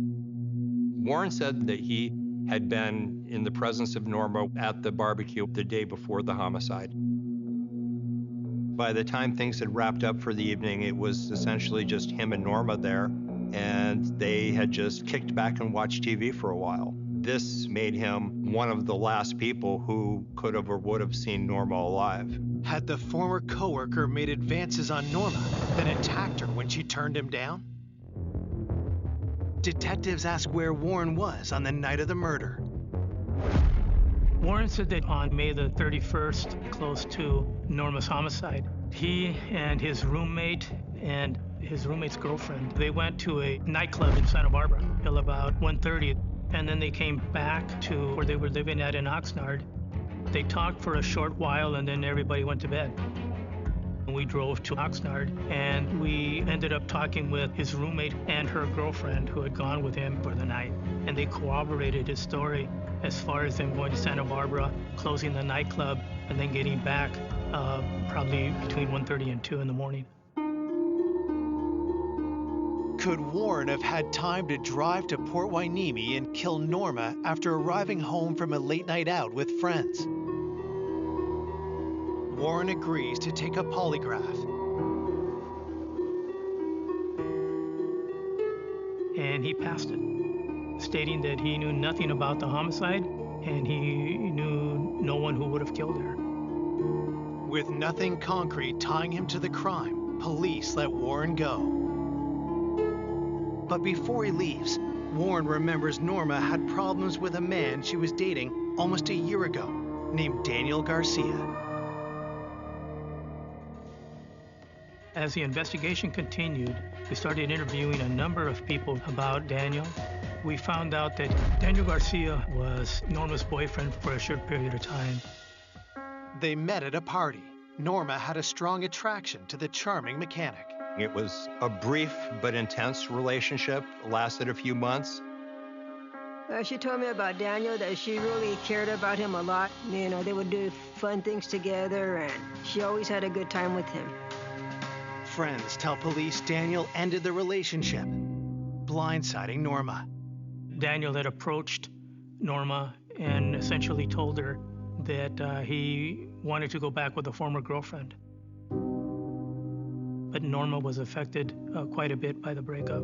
Then, detectives learned that the relationship was turbulent. There was some fraying in the relationship, and there were some conflicts. Now, that sends up some big red flags. There was one coworker who mentioned that they had witnessed a fairly heated argument between Norma and Daniel. Daniel came in while she was working. For whatever reason it started, they had a verbal altercation that was witnessed by other people. It shows there was hostile feelings on the part of Daniel Garcia. When detectives dig deeper into Daniel and Norma's relationship, they learn he visited Norma at home about 2 weeks before her murder. Norma confided to her close friend she was involved with him before her death. With a history of conflict in the relationship, did an argument turn deadly? This is big. Any big fight that went on, that was problematic. Detectives are closing in on their new suspect. This could be our guy. We have to find out if he could have committed this crime.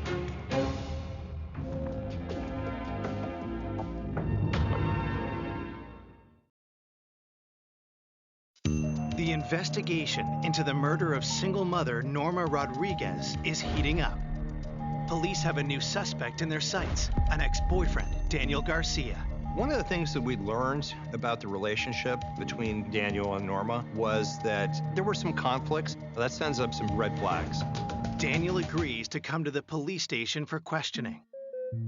Norma really had no confrontations. She was very mild-mannered. The fact that she was getting into verbal altercations was unusual. When detectives ask Daniel about his relationship with Norma, he denies any problems.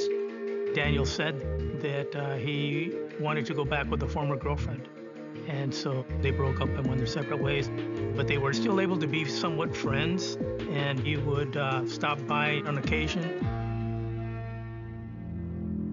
Detectives confront him about the heated argument with Norma at her workplace almost a year earlier. At the time, Norma learned that he had had other relationships, and it was a problem. She was pretty upset by that. She still had feelings for Daniel. Had Norma attempted to restart their relationship, but instead wound up in a fight that spiraled out of control. During his interview, Daniel told us that he saw Norma but didn't have an argument. Detectives asked Daniel where he was the night Norma was killed. He stated that he was at home with other family members watching TV, and then he went to bed. We talked with other family members, and that alibi was corroborated, but family members will lie for other family members. Sometimes they won't be perfectly honest with what they know, and it's extremely difficult to put weight on that. Like previous suspects, Daniel is subjected to a polygraph. And he passed. With no evidence connecting the ex-lover to the crime, police let him go. It's another disappointing dead end. After a couple of weeks of going through this, talking to countless potential witnesses, countless potential suspects, neighborhood canvasses, interviews with co-workers, polygraph examinations, it was frustrating as hell. That was really, really hard on my family. We did not have an answer to who killed Norma. I just wanted not only justice for Norma, I was very concerned for any woman out there. We didn't know who it was. It could be someone that just passed me by. I didn't know. I just wanted him off the streets. 1 month into the investigation, the pressure continues to mount on police to solve the case. We would get calls from the media every day. Every place we went in the community, they would ask us what was going on, you know, and it was a lot of pressure. Then, a surprising development. Norma's family contacts police with new information about Beatrice, Norma's coworker and friend. It turns out that Beatrice was having an affair, and she was using Norma's house as a location for these sexual liaisons. Norma knew about it and in fact condoned it and gave her a copy of her house key. But why hadn't Beatrice disclosed this detail to police earlier? We confronted Beatrice with this information. Initially, huge wave of embarrassment. But she laid it out on the line. She told us, you know, the when, the how many times. Detectives question whether the secret rendezvous led to Norma's murder. Now we've got other people who had, you know, either continued access to the house. Previously, they were on the periphery of this case. Now they've moved right to the center of it. One person detectives immediately turn to is Beatrice's husband, who also knew Norma. Had he gone after Norma for helping his wife have a secret affair? And now, suddenly, Beatrice's husband, he's potentially in the suspect pool. We have to find out if he has an alibi and if we can corroborate it.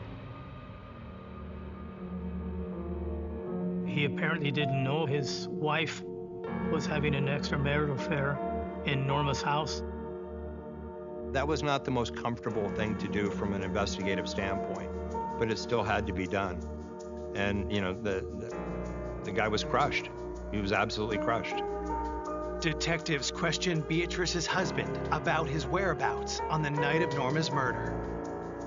He told us that he had been at work late that evening. We talked to a lot of his coworkers.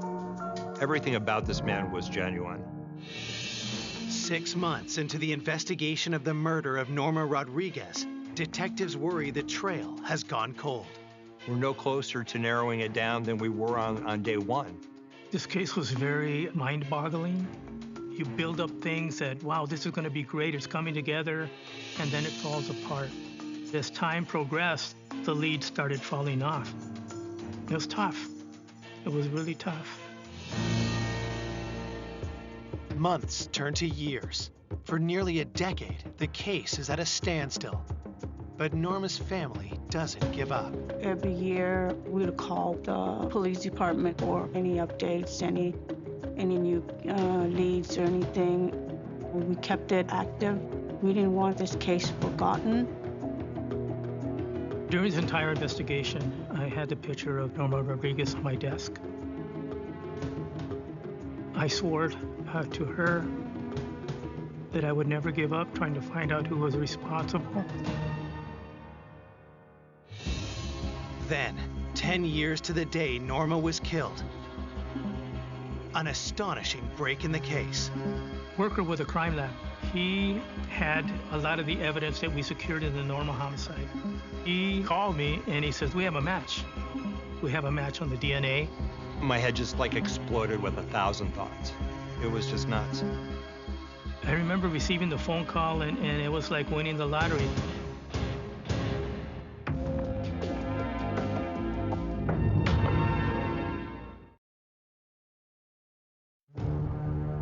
It's been 10 years since 32-year-old Norma Rodriguez was found in her home, strangled and wrapped in duct tape. The case has remained unsolved, with all leads turning out to be dead ends, until now.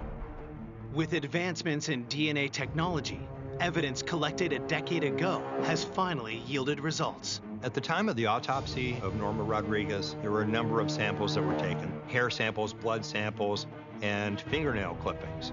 The crime lab said we have a match on the DNA, and it comes back to Warren Mackey. Warren, Norma's friend and former coworker who had previously passed a polygraph and had an alibi for the night of the murder. At the time of the investigation, Warren had submitted his DNA and was cooperative. Of everyone we dealt with, he was maybe the coolest customer of the bunch. It just blows you away. Investigators start putting the pieces together about Warren Mackey. If you're dealing with someone who's a true sociopath, they can get past the polygraph test. So now I'm thinking, all this time, were we dealing with a true sociopath and, couldn't see it? We just went into high gear. We started unraveling everything again and doing what we needed to do. Detectives start building a case based on forensics. They evaluated DNA that we had gotten off of Norma's body, and we found Warren's DNA under Norma's fingernails. The DNA evidence is a major breakthrough, but to build an airtight case, they want more. The single biggest piece of physical evidence we had at the time was the duct tape. So it got sent off and it got tested. The DNA that was obtained within the multiple layers of the duct tape was returned to Warren Mackey. The odds of the DNA match being from someone else besides Warren Mackey was 1 in 810 billion. So we felt pretty confident that this was our person. Investigators pieced together the events that led up to Norma's murder. I think this was the classic case of a jilted suitor. And my guess is that he just got a flat-out rejection. He built up his expectations to a point where he couldn't take the fall. Investigators believe in the early hours of May 31st, Warren Mackey entered Norma's home using keys he had stolen from her purse at the barbecue the day before. According to Norma's son Andrew, the house was dark. Many times she would fall asleep watching TV. Maybe she fell asleep on the couch. She had no idea what was about to happen. Detectives believe that's when Warren strangled Norma. In his mind, she needed to die because she shouldn't have rejected him. Then Warren wrapped her head in duct tape. Trying to depersonalize the scene and covered her face so that he wouldn't see it. He ripped that duct tape, handling both ends of the duct tape, wrapped it completely around her face, and left. Police also believe Norma's 4-year-old son, Austin, was in the next room, not realizing his mother had been murdered. Austin didn't process because he was a very small child. He was too young to process what had happened. An absolute nightmare. After Warren kills Norma, he returns to his place in nearby Oxnard as if nothing happened. I believe that Warren Mackey was the type of person who felt that if I can't have her, nobody can. I think this was one sick individual who had no value for life. He had no right to do what he did. On August 28, 2003, Ventura County investigators arrest Warren Mackey for the first-degree murder of Norma Rodriguez. Warren pleads not guilty. During the subsequent 10 years, Warren had settled down. He had gotten married, had a job, was living a very stable life. His friends, neighbors said that he was a nice, caring man. And for him to live 10 years after that and not even have any remorse, that is not human. I can't imagine what is in a person's head to even hurt another human in that way. Then, on January 10th, 2005, as investigators prepare for trial, the DA receives an unexpected call. Warren Mackey has changed his plea to guilty. Warren Mackey is an unexpected killer because people didn't see that inner demon, that selfishness, that narcissistic quality that would cause him to end someone else's life. People just didn't see him that way, but he was that way, and he is that way. On March 28, 2005, Warren Mackey is sentenced to 15 years to life for the murder of Norma Rodriguez. Oh, it was phenomenal. It was such an elation. You felt like this weight being lifted. At the end of the day, we achieved closure for the family, but there's never going to be complete closure. The devastating loss of the vibrant single mother will forever be felt by her loved ones.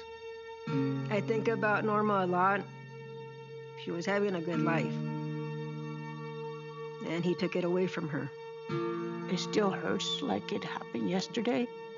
I miss her in my life. That wound does not heal.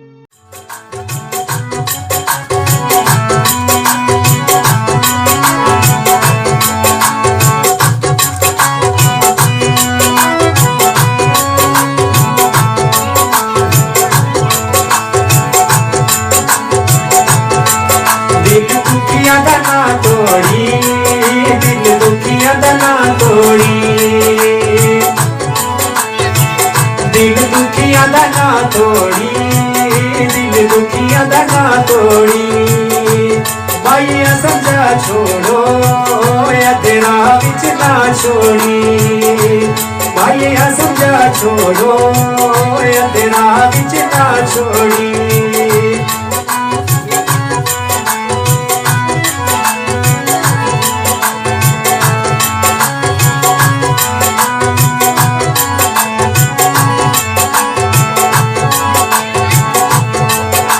तेरा विच ना छोड़ी, तेरा विच ना छोड़ी, तेरा विच ना छोड़ी, तेरा विच ना छोड़ी। थोड़ निभा छोड़ी, दिल जिंदगी तेरे थोड़े, थोड़ निभा छोड़ी, दिल जिंदगी तेरे थोड़े।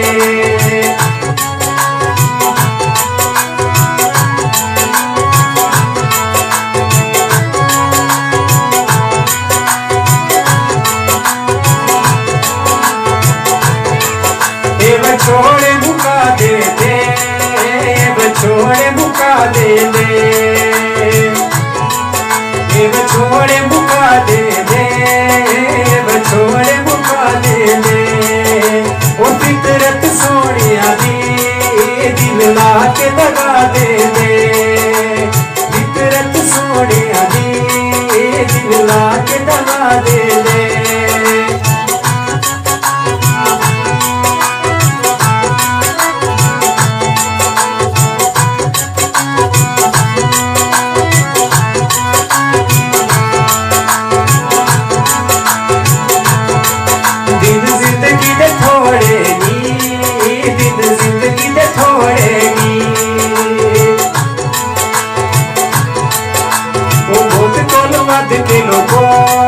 सजना दे छोड़े नी, बहुत कोल वध के लोगो सजना दे छोड़े नी।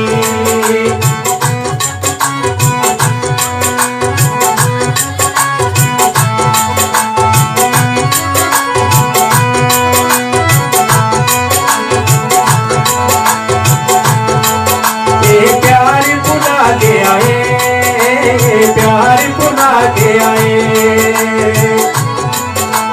रातां दे जगराते मत साढ़े वे लागे आए, रातां दे जगराते मत साढ़े वे लागे आए।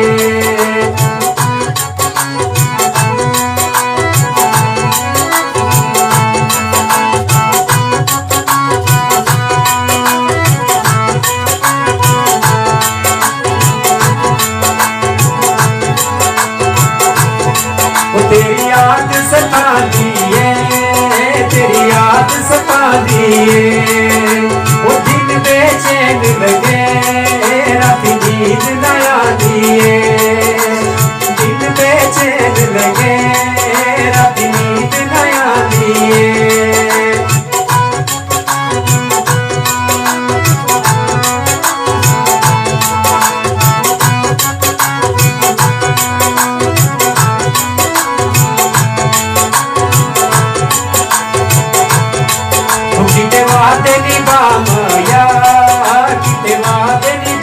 माया किते वादे निभा माया किते वादे निभा माया ओ मुड़िया बतना दे या मार मुका माया मुड़िया बतना दे या मार मुका माया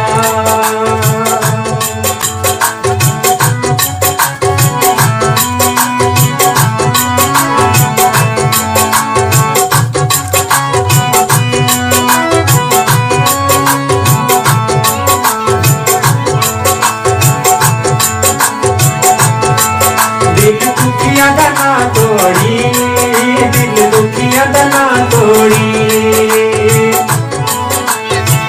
दिल दुखिया दा ना तोड़ी दिल दुखिया दा ना तोड़ी भाइया समझा छोड़ो या तेरा बिच ना छोड़ी भाइया समझा छोड़ो या तेरा बिच ना छोड़ी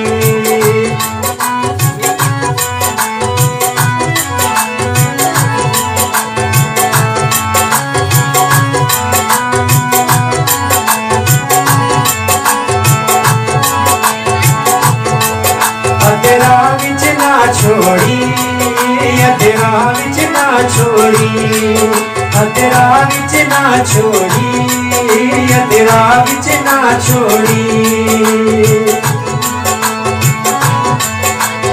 और निभा छोड़ी दिल जिंदगी तेरे थोड़े और निभा छोड़ी दिल जिंदगी तेरे थोड़े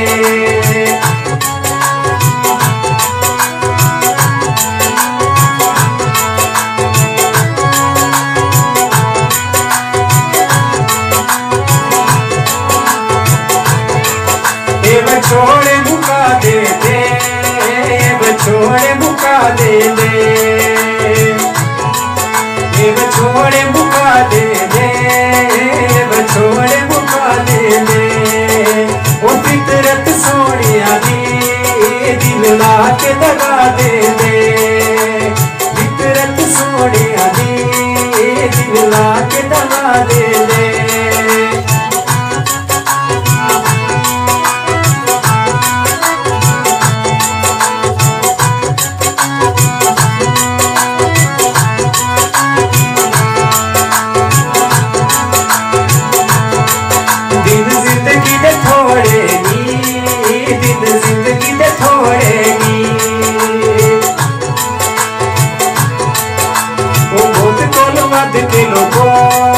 सजना दे छोड़े नी बहुत कोल वध के लोगो सजना दे छोड़े नी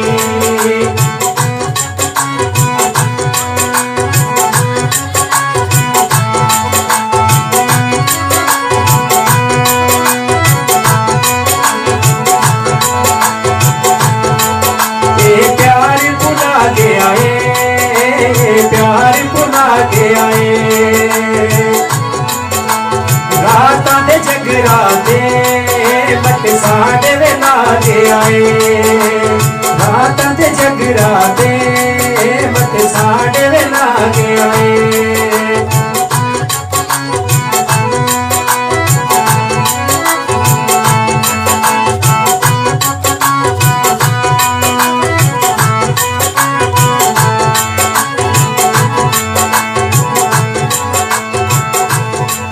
तेरी याद